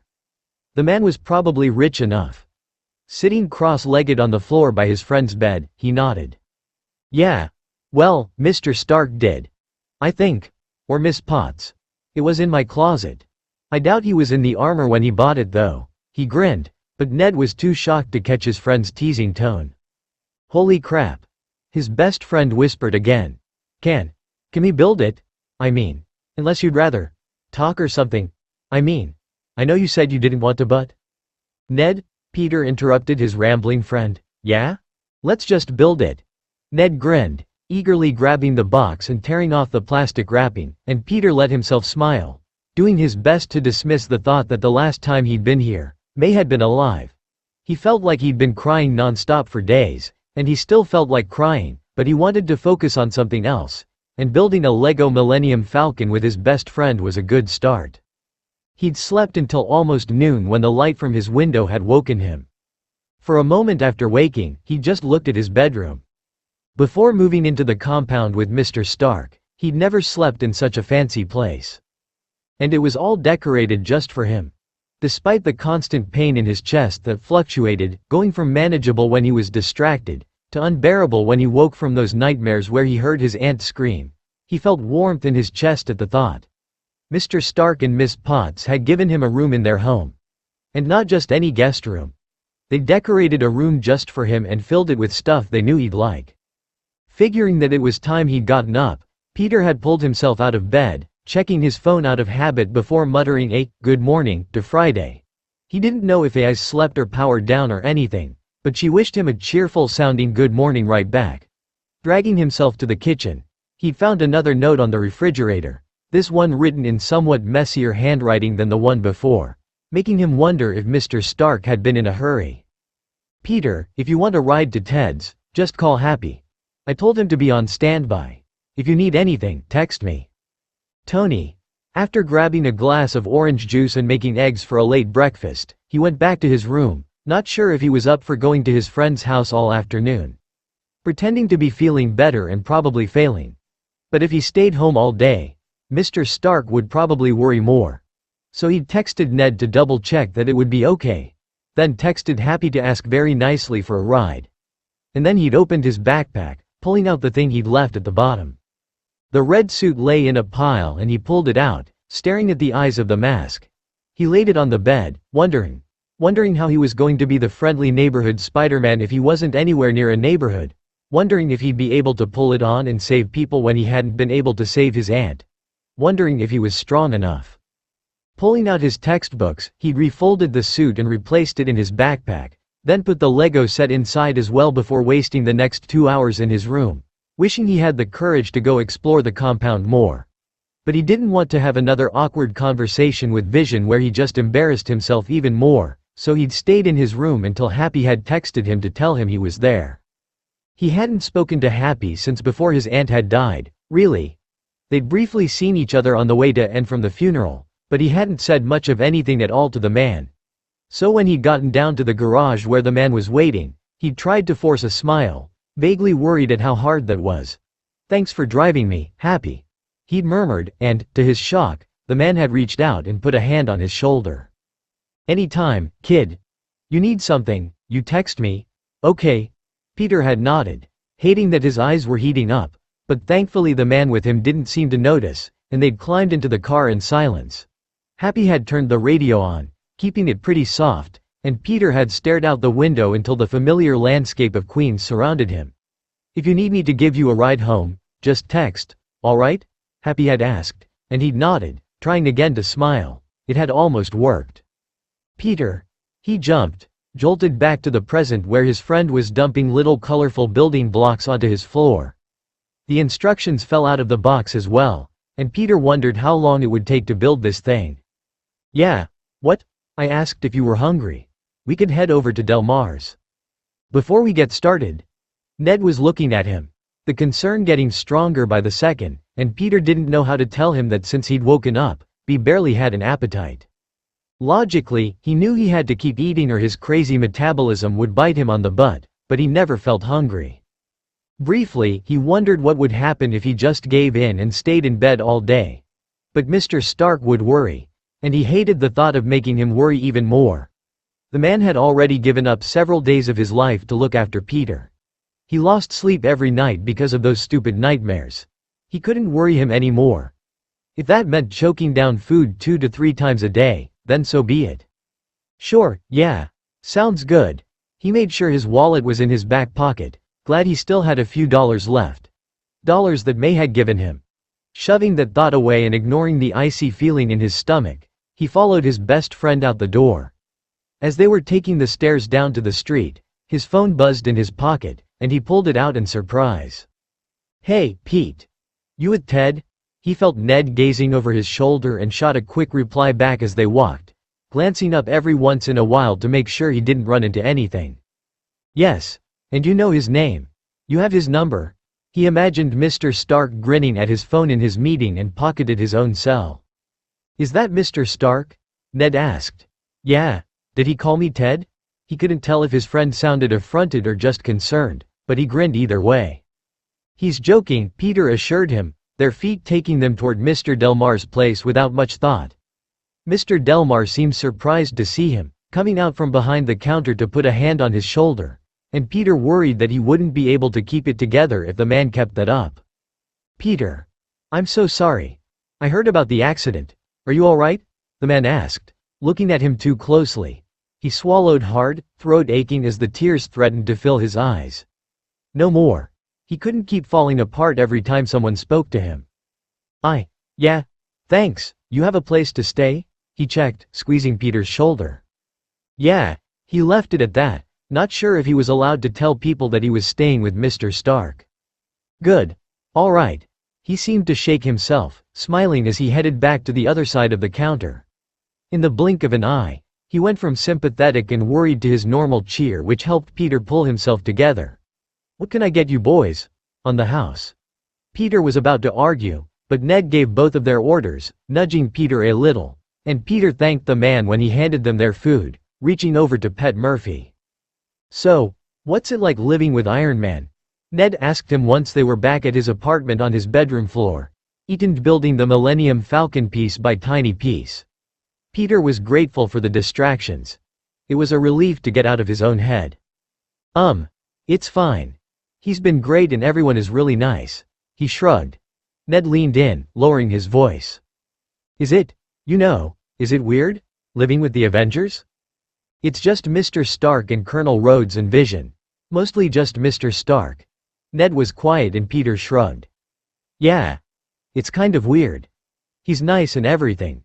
They all are. But, yeah, it just feels surreal, you know." "Yeah. I get it. It's awesome, don't get me wrong, and I'm dying for you to invite me over. Are you allowed to have people over?" "I'm not really sure," Peter admitted. There was so much he needed to ask Mr. Stark, but with everything coming up with Thor and Dr. Banner and all the people from Asgard, he didn't want to bug him. The man had told him he was busy, and Peter already knew that.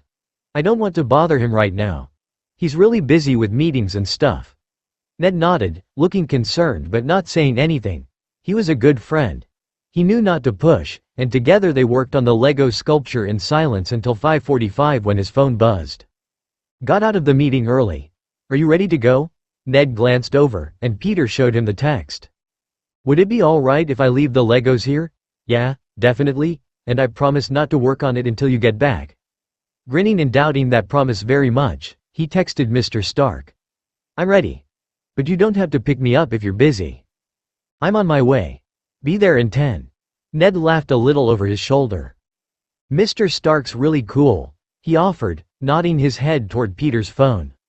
Yeah, he's been great, Peter murmured. Hey, are you sure that you're okay there? I mean, if you want to stay here instead, my mom wouldn't mind. He's my guardian now, Peter reminded his friend, staring a hole into the carpet. I just wanted to make sure you were okay. Yeah, I am. It's not him. Or the compound or anything. I just, you know. He shrugged, zipping up his backpack and pocketing his phone. He's been really nice and patient and everything. And Colonel Rhodes and Vision. They're all really nice.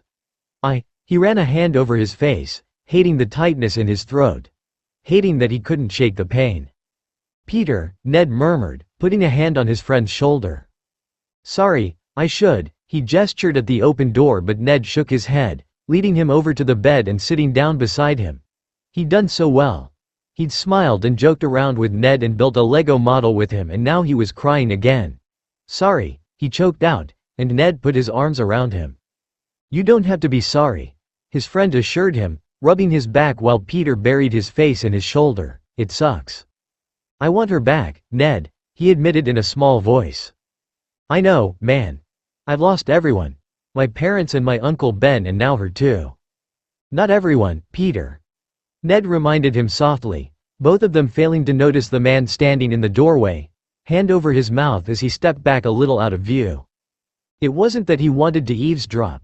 Mrs. Leeds had been pretty surprised to see him at her door, and he assumed the boys hadn't informed her who exactly was coming to pick Peter up. Still, she'd smiled and invited him in, offering him milk and cookies like he was just getting home from soccer practice or something. Then she'd pointed the way toward her son's room, apologizing as she'd hurried off to get back to making dinner. He'd suspected that Peter wasn't as okay as he'd seemed at first. The boy was trying so hard, but the nightmares still happened every night and he still got that look on his face most days, staring off into space and seeming to crumble a little more every day. The kid wasn't okay. You still got me, Ned told Peter weakly, then went on. Besides, Mr. Stark's like your family now. I still don't get why he did it, Peter admitted. I'm just causing him trouble and I wake him up every night and… Man, you didn't see him in the hospital. He called me and as soon as I told him what had happened, he was flying over in his suit. He made sure to get the guardianship papers that night to make sure he could take care of you. He was a mess, Pete. And then MJ was screaming at him. Wait, she… What? He pulled away, horrified. She yelled at Mr. Stark. Yeah, because we tried calling after the accident and his secretary hung up on us. So he gave us his personal number. Like, his cell phone.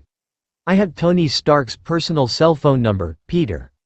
Peter managed a little laugh at that, and the man in the hallway found himself grinning.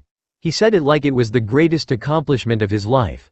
And he made sure they got all your stuff and moved it to the tower and he even texted me so me and MJ would know what was going on. Was he mad? About her yelling? No, he even brought us up to the Avengers facility the day after he brought you there and let us stay for hours. Ordered food for us and everything. Then he had a driver take us home. Peter let his friend pull him in again, his head resting on Ned's shoulder. I know you miss her. Everyone misses her. But Mr. Stark knew what he was doing when he pretty much demanded his lawyers get guardianship of you. He doesn't regret it or anything. How do you know? Peter asked, his voice weak, and Tony put a hand over his mouth, closing his eyes. Surely the kid knew he didn't regret it. Right? If he regretted it, he could let you live with someone else. He wouldn't be picking you up from my place or buying you cool Lego sets. To be fair, Pepper picked those out. Both boys jumped, eyes huge as they turned to find the man in the hallway. Peter looked away, trying to wipe his eyes without his new guardian seeing. If Mr. Stark noticed, He didn't say anything. But I think I did mention that you liked them, so I should still get some credit. Ned grinned, waving a little. Hi, Mr. Stark. I'm sorry. Were you waiting outside? Peter asked, jumping off the bed and grabbing his backpack. Mr. Stark waved him off. Hey, Ned. And no, I just came on up. Mrs. Leeds let me in. You all ready, Pete? Yeah. Sorry. Yeah, I'm ready. Mr. Stark patted him on the shoulder, waving to Ned. See you around, Ned. Maybe next time you can come over to the compound, and you can bring your other friend, Michelle? Oh, yeah. That would be awesome, Mr. Stark. The two friends said goodbye then, and the billionaire led Peter outside to the car, waiting for Peter to put his backpack in the back and climb in the passenger seat to speak. You're welcome to have your friends over if you want. Wasn't sure if I'd made that clear.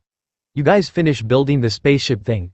He waved his hand, even though Peter was pretty sure he knew what the Millennium Falcon was. No. We're not even halfway done. It'll probably take a while. Feeling awkward and wondering how much of that conversation Mr. Stark had heard, he stared down at his lap. How were the meetings? He asked, hoping to change the subject.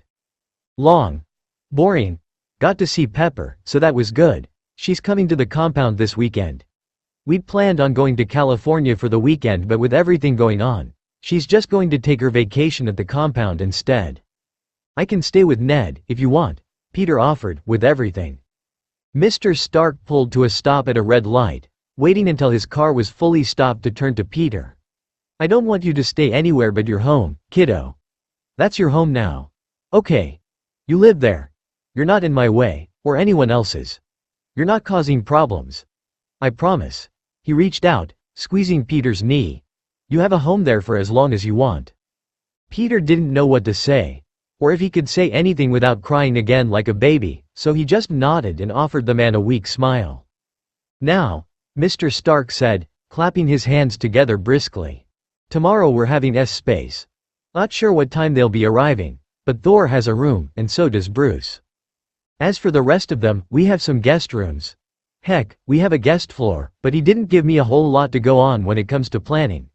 I'm not sure how we're going to fit all of them at the compound. I had some trailers moved to the back that should be able to fit some people. I wish there was a way we could get in touch with them. Pepper has been in contact with some local hotels, so that should help. You can't just answer there. Message? Transmission? Peter asked, glad that the subject was on something other than him, and that the man seemed to be willing to move past whatever he'd heard at Ned's. Nope. Communications from space to Earth aren't exactly like phone calls, kiddo. At least, not for us. Our technology isn't quite up to par. More like mail. The old kind, before emails. And before UPS. Like the Pony Freaking Express. Even if I'd had multiple hours to dedicate to figuring out where to send whatever transmission asking for more information, who knows how long it would take for them to get back to us. It's not something we've ever been able to study or anything. And Loki's coming too. Yeah, that's what they said. Here's hoping Thor can keep his crazy brother in check. They pulled up outside a fairly nice restaurant, and Peter was surprised when Mr. Stark handed off the keys to a valet. Did you want me to wait in the car? He asked hesitantly. Mr. Stark gave him a look, blinking in surprise as though he couldn't quite comprehend the question. No, of course not. You honestly think I would go into a restaurant to eat and leave you in the car? He asked, incredulous and almost angry. It was the closest the man had been to angry since Peter had come to live with him, and he felt his stomach drop, cursing himself for being stupid. No, I'm not really dressed for. He gestured weakly at the restaurant, trying to ignore the valet who was waiting outside Mr. Stark's door. His guardian sighed, shaking his head. You're fine, Peter. It's not black tie or anything. Come on.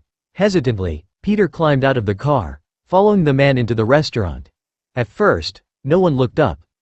The hostess didn't look surprised to see them, just smiled briefly at Mr. Stark and gestured for a waitress to lead them to a table in the back behind some decorative plants.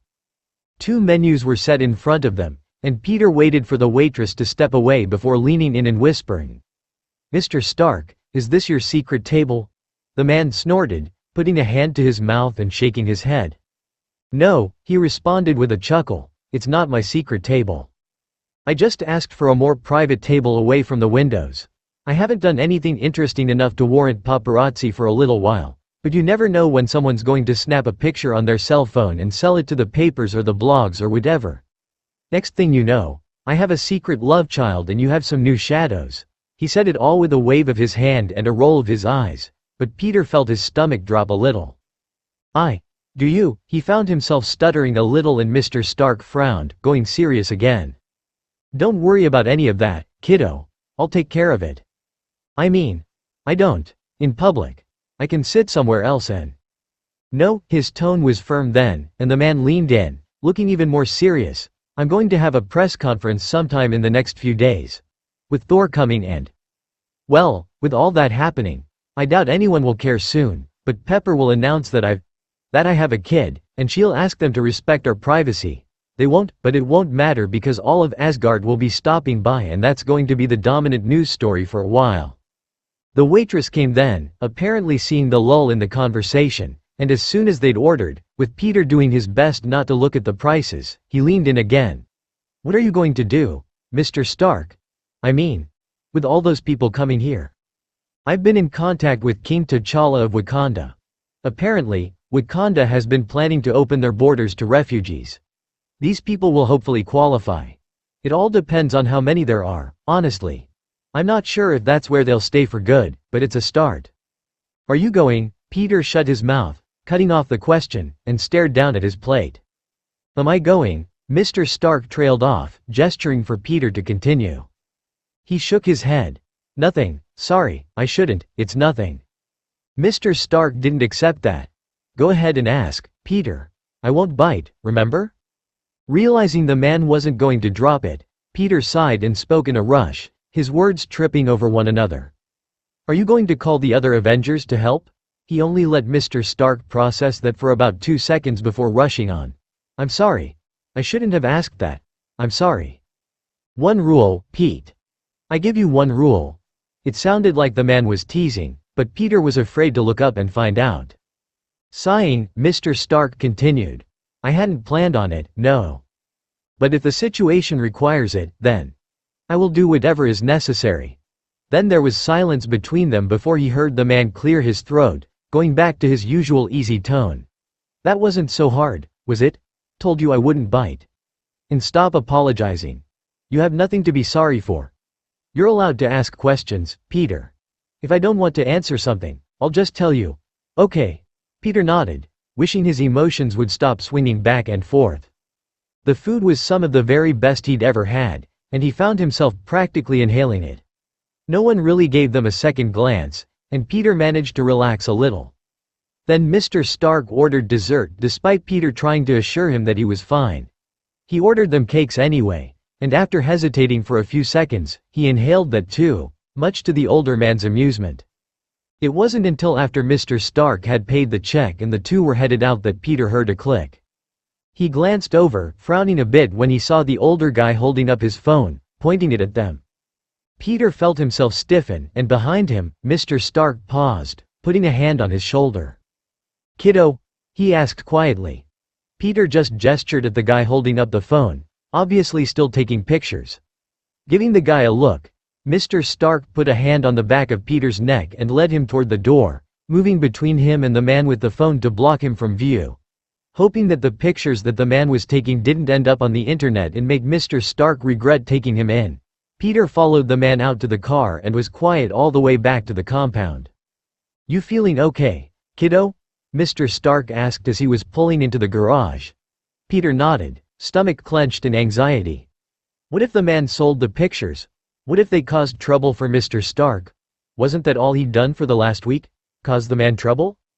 Yeah, Peter muttered, about to climb out once they'd pulled into a parking space. Pete. That made him pause, turning back to his guardian who hadn't shut off the car yet. What's wrong? He asked, voice soft as he reached out, resting a hand on Peter's shoulder. That guy was taking pictures and, Nope. Mr. Stark interrupted him, making him blink in surprise. What? He asked, started when Mr. Stark smiled a little. I know that face. That was your, about to apologize, face. You don't have to apologize. I forbade it. That made Peter's mouth turn up at the corners against his will. Forbade. He corrected quietly, torn between sheepish and amused. Mr. Stark waved a hand, grinning. I'm Tony Stark. It's forbidden if I say it's forbidden. He squeezed the hand on Peter's shoulder, still smiling. So someone took a picture. We're going to have a press conference soon. I don't care if people know you're staying with me. You're my kid, Pete. I'm your guardian. Hell, I'd put Pepper hadn't taken away my blogging privileges. You have a blog? My company has a blog that I am no longer a part of? He corrected, shrugging. Apparently calling Norman Osborn an unethical shithead on Twitter was the last straw, or something. He shrugged, dropping the hands he'd been using for finger quotes, and Peter was startled at the chuckle that escaped. Anyway, my point is, he can post those pictures or sell them to TMZ or print them out and mail them to the New York Times for all I care. I'm glad you're my kid, Pete.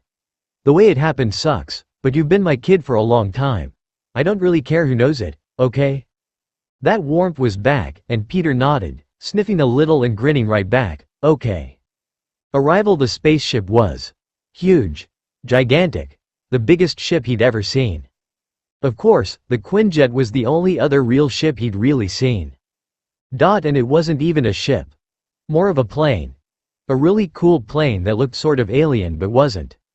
But this was a real live spaceship. Standing beside Mr. Stark on the back patio, he watched the gigantic ship lower itself onto the grass, feeling the man grip his shoulder comfortingly.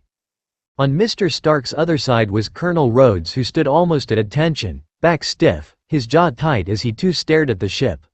On Peter's other side was Vision, who, like Peter, had not really met Thor. Although Jarvis had, and he wasn't sure if Vision still remembered all the stuff from when he'd been Jarvis.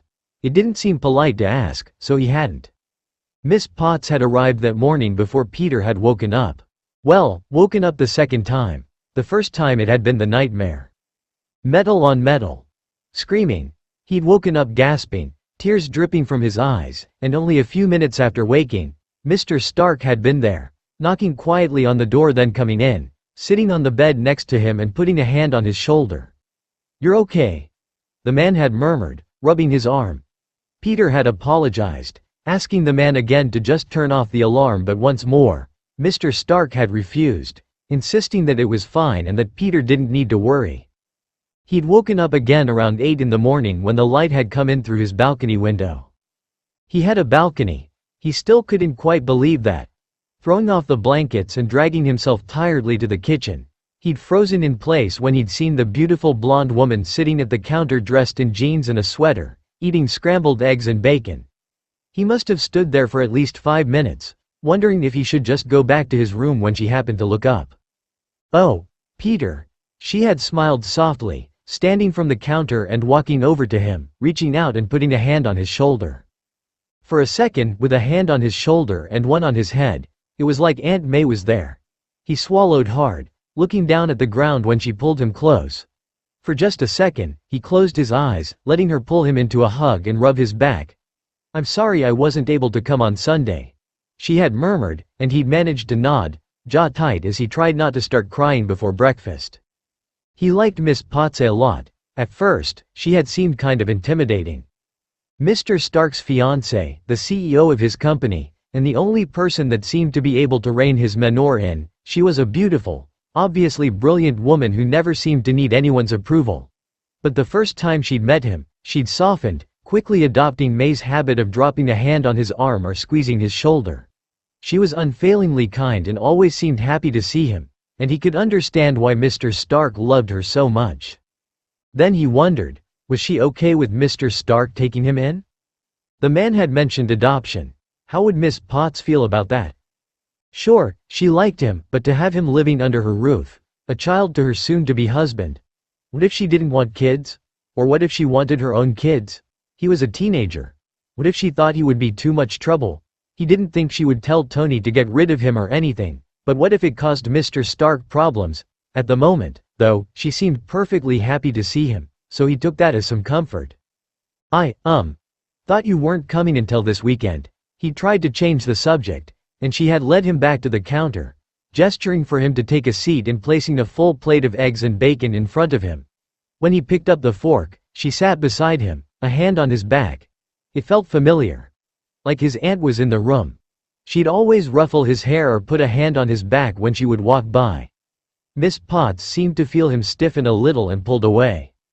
"I finished up with my meeting early and was able to get in this morning," she told him, taking a bite of her own food. For a while, they had eaten in silence, Peter picking at his own food as Miss Potts finished hers. "Is Mr. Stark awake?" he had finally asked, uncomfortable with the silence, and she had smiled gently down at him. "No, he was asleep when I got here a few hours ago. I think I'm going to go wake him up." With that, she had put her empty plate in the sink and had headed off toward Mr. Stark's room while Peter went to his own room to get change.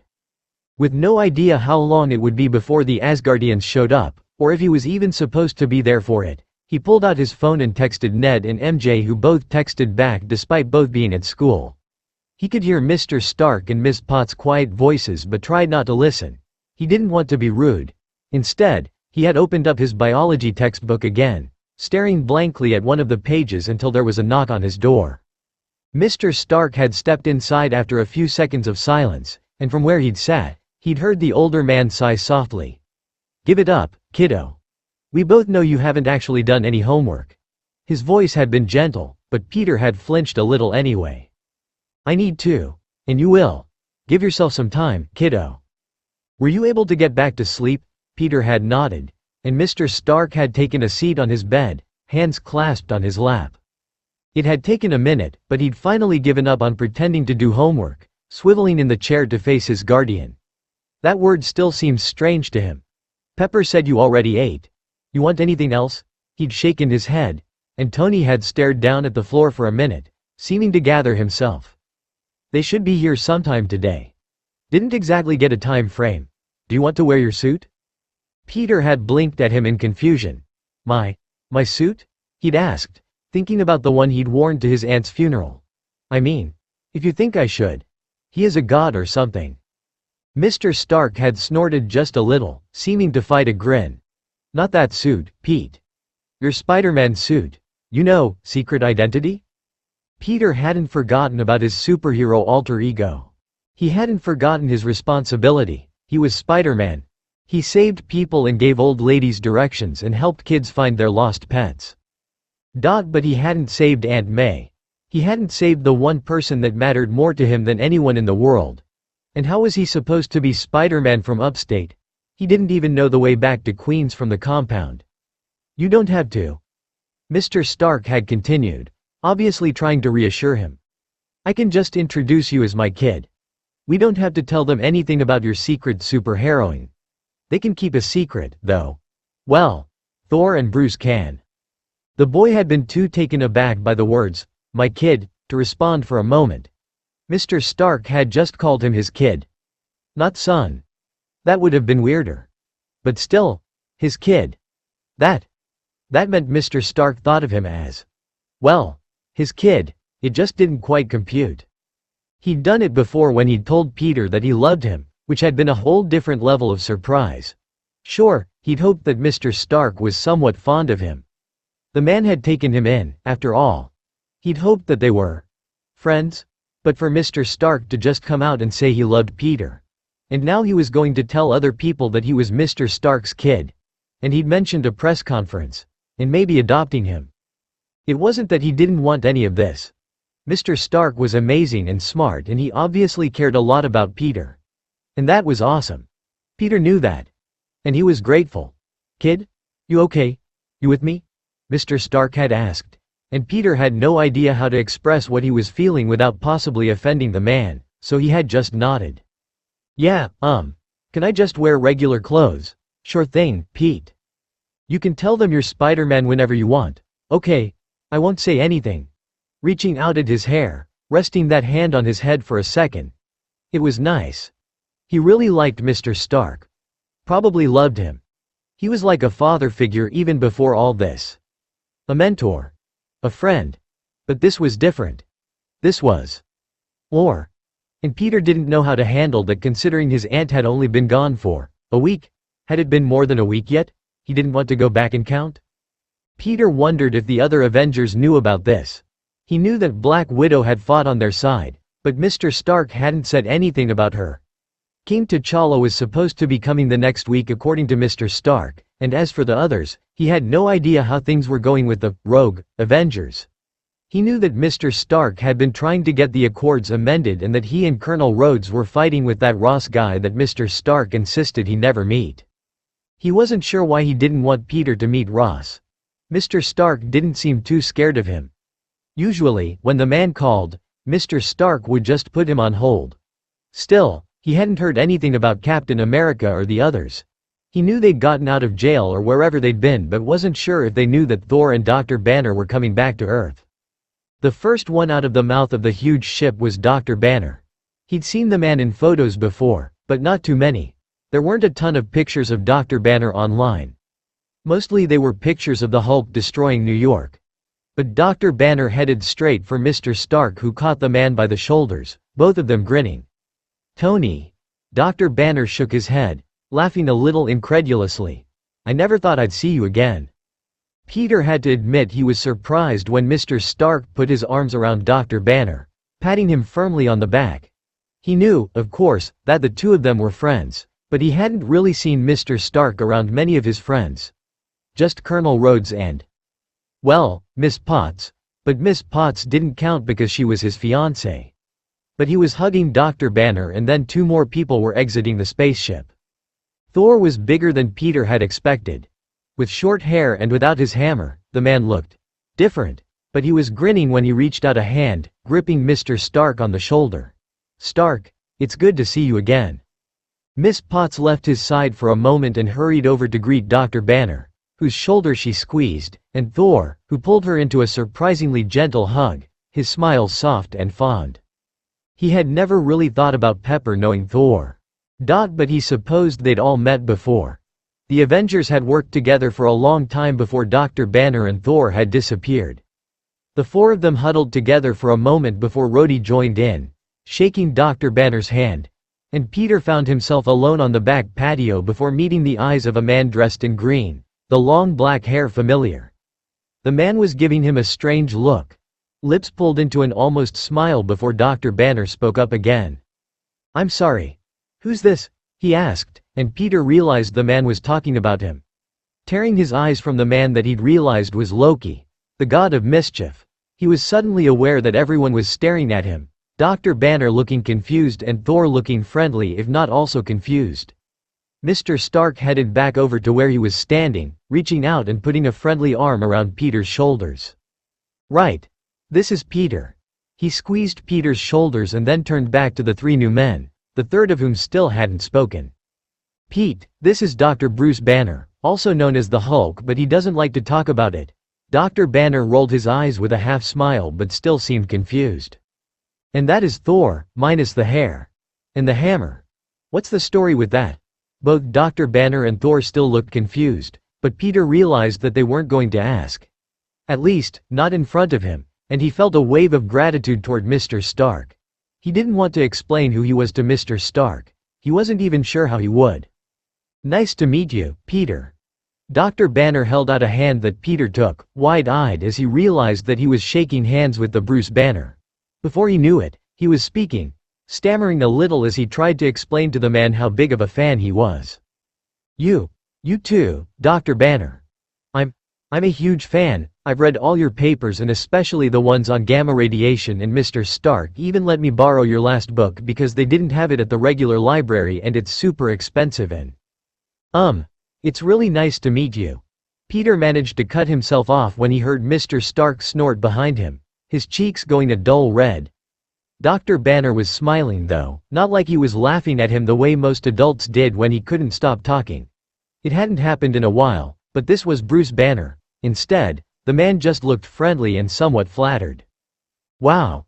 It's hard to find people your age that actually enjoy reading my work. Actually, it's hard to find people any age."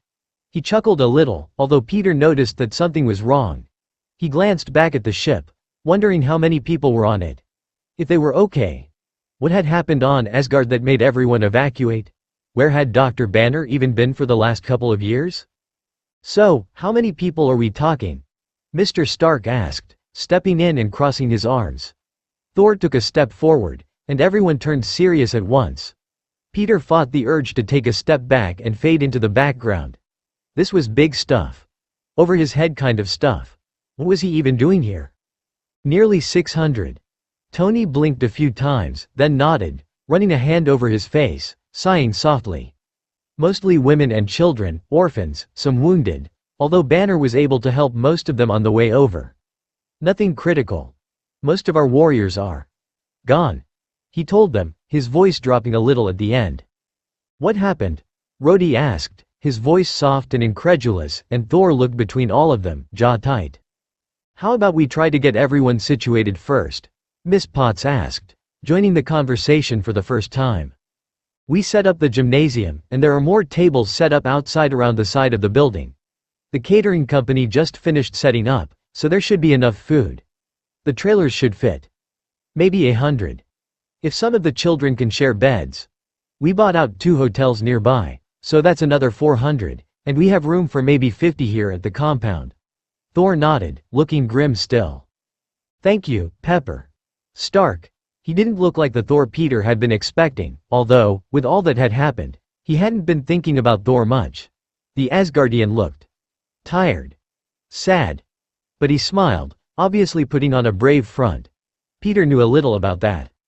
All right. Mr. Stark clapped his hands together smartly, nodding.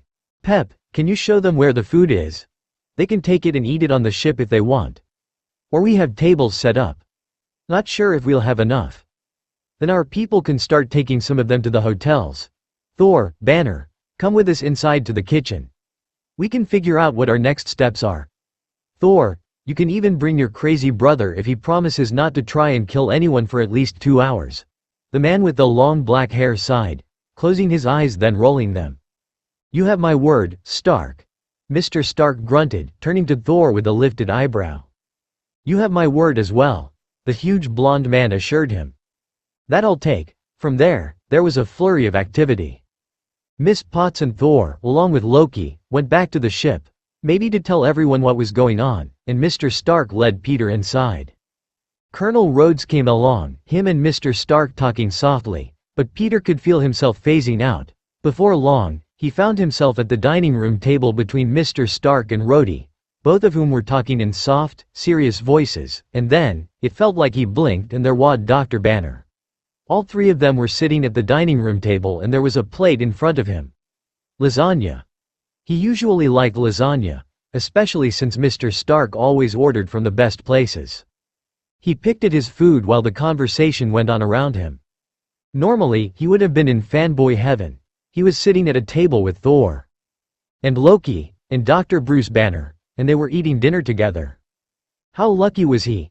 Ned was going to go nuts when he found out, especially since he was barely paying enough attention to catch any of what was being said.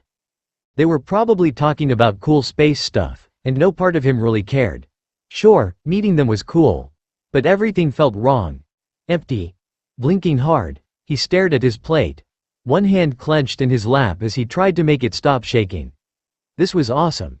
He was so lucky to get to meet these amazing people, and he was almost an Avenger, and this was his dream come true. But in the back of his mind, the words were like a mantra. May's never coming back. He would never get to tell her about this. Never introduce her to the other Avengers. After finding out that he was Spider-Man, she'd been pretty upset. Well, really upset. But after a lot of long talks and some crying and a lot of lectures, she'd seemed, well, not okay with it, but resigned. And he knew that she'd been proud of him. She'd told him so plenty of times. She'd also been scared out of her mind. But one thing she'd joked about was getting to meet the Avengers, especially Captain America, who she never believed was a war criminal. And Thor. She thought Thor was very handsome. Now, seated at a table across from the God of Thunder, he had to admit, the guy was handsome. And big. His biceps were bigger than Peter's head. But Peter couldn't feel anything but deep, painful grief when he looked at the man. May would never get to meet him. He'd never get to bring her to the Avengers compound and watch her chat with Miss Potts and meet the heroes she'd admired so much. Someone was staring at him. His spidey sense was good at telling him that. so he glanced up and found himself meeting the eyes of the god of mischief. Strangely enough, he didn't look all that mischievous. Or dangerous. More mysterious. Forcing a weak smile, he nodded to the man, remembering those manners, and then went back to staring at his food, taking a bite every now and then, despite the fact that everything tasted like sawdust and ash in his mouth. He wanted to feel lucky, happy, excited, inspired, something. Anything would be better than this numbness that just barely covered his grief. He was witnessing history from the front row, and all he could do was stare at his plate and tune out the adults around him. "So, Peter. What grade are you in?" Peter blinked at his plate once more, taking a second to realize that the Dr. Bruce Banner was talking to him. Looking up, he met the man's friendly gaze, wondering if he looked as awful as he felt. Judging from Mr. Stark's worried expression, he did. I'm a sophomore, Dr. Banner," he told the man, and in some part of his brain, he was awed. Amazed.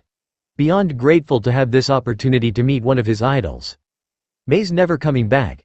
You'll never get to tell her any of this." "A sophomore?"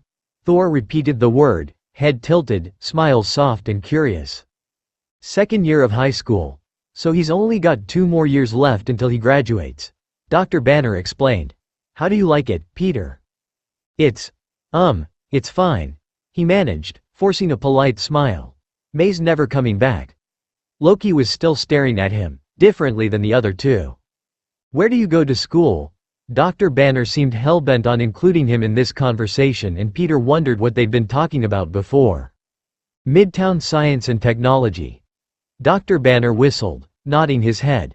"That's a good one. Tony, didn't your dad donate a lot of money to that school?" "Sure did. Pretty sure they named the cafeteria after him." Peter managed a weak smile while Dr. Banner and Colonel Rhodes chuckled. "The gym, actually," Peter corrected, not wanting Mr. Stark to worry about his silence too much, and the man ruffled his hair. "Even better." Peter took another bite of lasagna, then Dr. Banner was quizzing him some more. "You said you'd read my stuff, so are you interested in genetics and gamma radiation?" "Genetics, gamma radiation, robotics, engineering, physics, what isn't this kid interested in?" Peter felt a wave of gratitude as Mr. Stark took over his part of the conversation, despite the fact that the man sounded more like a proud father than, well, whatever it was the man was now his guardian. "He even helps me with the Iron Man armor sometimes." Peter managed another bite, then decided he'd better quit. His stomach was rebelling, and he didn't think he could swallow anymore. "May's never coming back." The conversation kept going around him, and he wondered if the world would ever be back to normal. "Peter?" He blinked down at his lap, then jerked his head up, finding the concerned gaze of Dr. Banner on him again. And his eyes were wet, tears dripping down onto his cheeks. "May's never coming back." He felt his cheeks flush, humiliation washing over him in a hot wave as he looked from the renowned scientist to the 2 Asgardians and finally to Mr. Stark. The former 3 all staring at him in surprised worry, concern, or something like it. He was embarrassing Mr. Stark in front of his friends, all because he was crying like a baby over lunch. And suddenly he couldn't do it anymore. Couldn't sit at that table with his heroes and talk with Dr. Bruce Banner about how much he loved science when he'd never get to tell May about it. "I'm so sorry," he murmured, pushing himself away from the table and all but running down the hallway, shutting his door behind him and dropping onto the bed. Staring down at his hands, he fought the tears. He was fine. It had been long enough. Why couldn't he stop? The knock on his door didn't even surprise him, but he made no move to answer. It didn't matter, as the door opened after a second anyway. He wondered if he even could lock the door. Not that he saw himself ever trying to lock Mr. Stark out of his bedroom. This whole place belonged to the man. Besides, Friday would probably just override it if he tried. Mr. Stark stepped into the bedroom, and Peter heard him shut the door behind him. Then the man was sitting on the bed next to Peter, an arm wrapping gently around his shoulders. He bit down on his lip, feeling his face heat up again. "You know, kiddo, it's only been a couple of days." Peter felt himself tense, eyes heating up again, but the arm around his shoulder didn't move. "And already you've managed to break my only rule how many times now?" Peter put a hand against his mouth, shaking his head and fighting the sob that eventually won. Squeezing him tightly, Mr. Stark pulled him over to lean against his side. "It's all right, Pete. You don't have to be sorry, or embarrassed. No one's upset with you," he murmured, all teasing put aside. "I didn't mean to be rude to Dr. Banner," he choked out. "You weren't. Hell, he gets it, kid. We've all lost people. You should have seen me after my parents. I don't even remember it, so you'd have to ask Rhodey. But to hear him tell it, it was bad. She said Thor was handsome. She wanted to meet him, and the others. I always thought one day he would have loved to meet her." Mr. Stark told him softly, patting his back. There was nothing more to say. Nothing the man could do. And Peter knew that. Mr. Stark was already doing so much. "You can go if you need to. I'm fine," Peter told him, clasping his hands in his lap. He didn't want Mr. Stark to stay in his room, cooped up, while he had so much to do. "You sure, Pete?" The man didn't sound like he believed him. But Peter just nodded, not up to trying to convince him. For a moment, he thought the man would argue. Then he sighed softly, squeezing his shoulder. "All right, kiddo. I'm in the lab with Bruce if you need me. Okay, just come on down if you want. Or tell Friday to get me if you need anything." Ruffling Peter's hair, he stood. "You can come out anytime you want." Peter couldn't help the way his cheeks heated up, tears pooling in his eyes again. "They all probably think. They think you're a kid who just lost someone, which is all that I told them." Mr. Stark interrupted, speaking firmly, "And they all understand." "Even Loki?" Peter asked, managing to smile. Mr. Stark seemed relieved at the sight of it, snorting. "Sure, kiddo. I'm sure he understands too. Though why you care what he thinks is beyond me." Patting him on the shoulder, Mr. Stark stood, heading for the door. "Get me if you need me. Okay. You promise?" "Yeah, Mr. Stark. I promise." With one last nod, the man opened his bedroom door, disappearing and closing it softly behind him, leaving Peter to try and pull himself back together.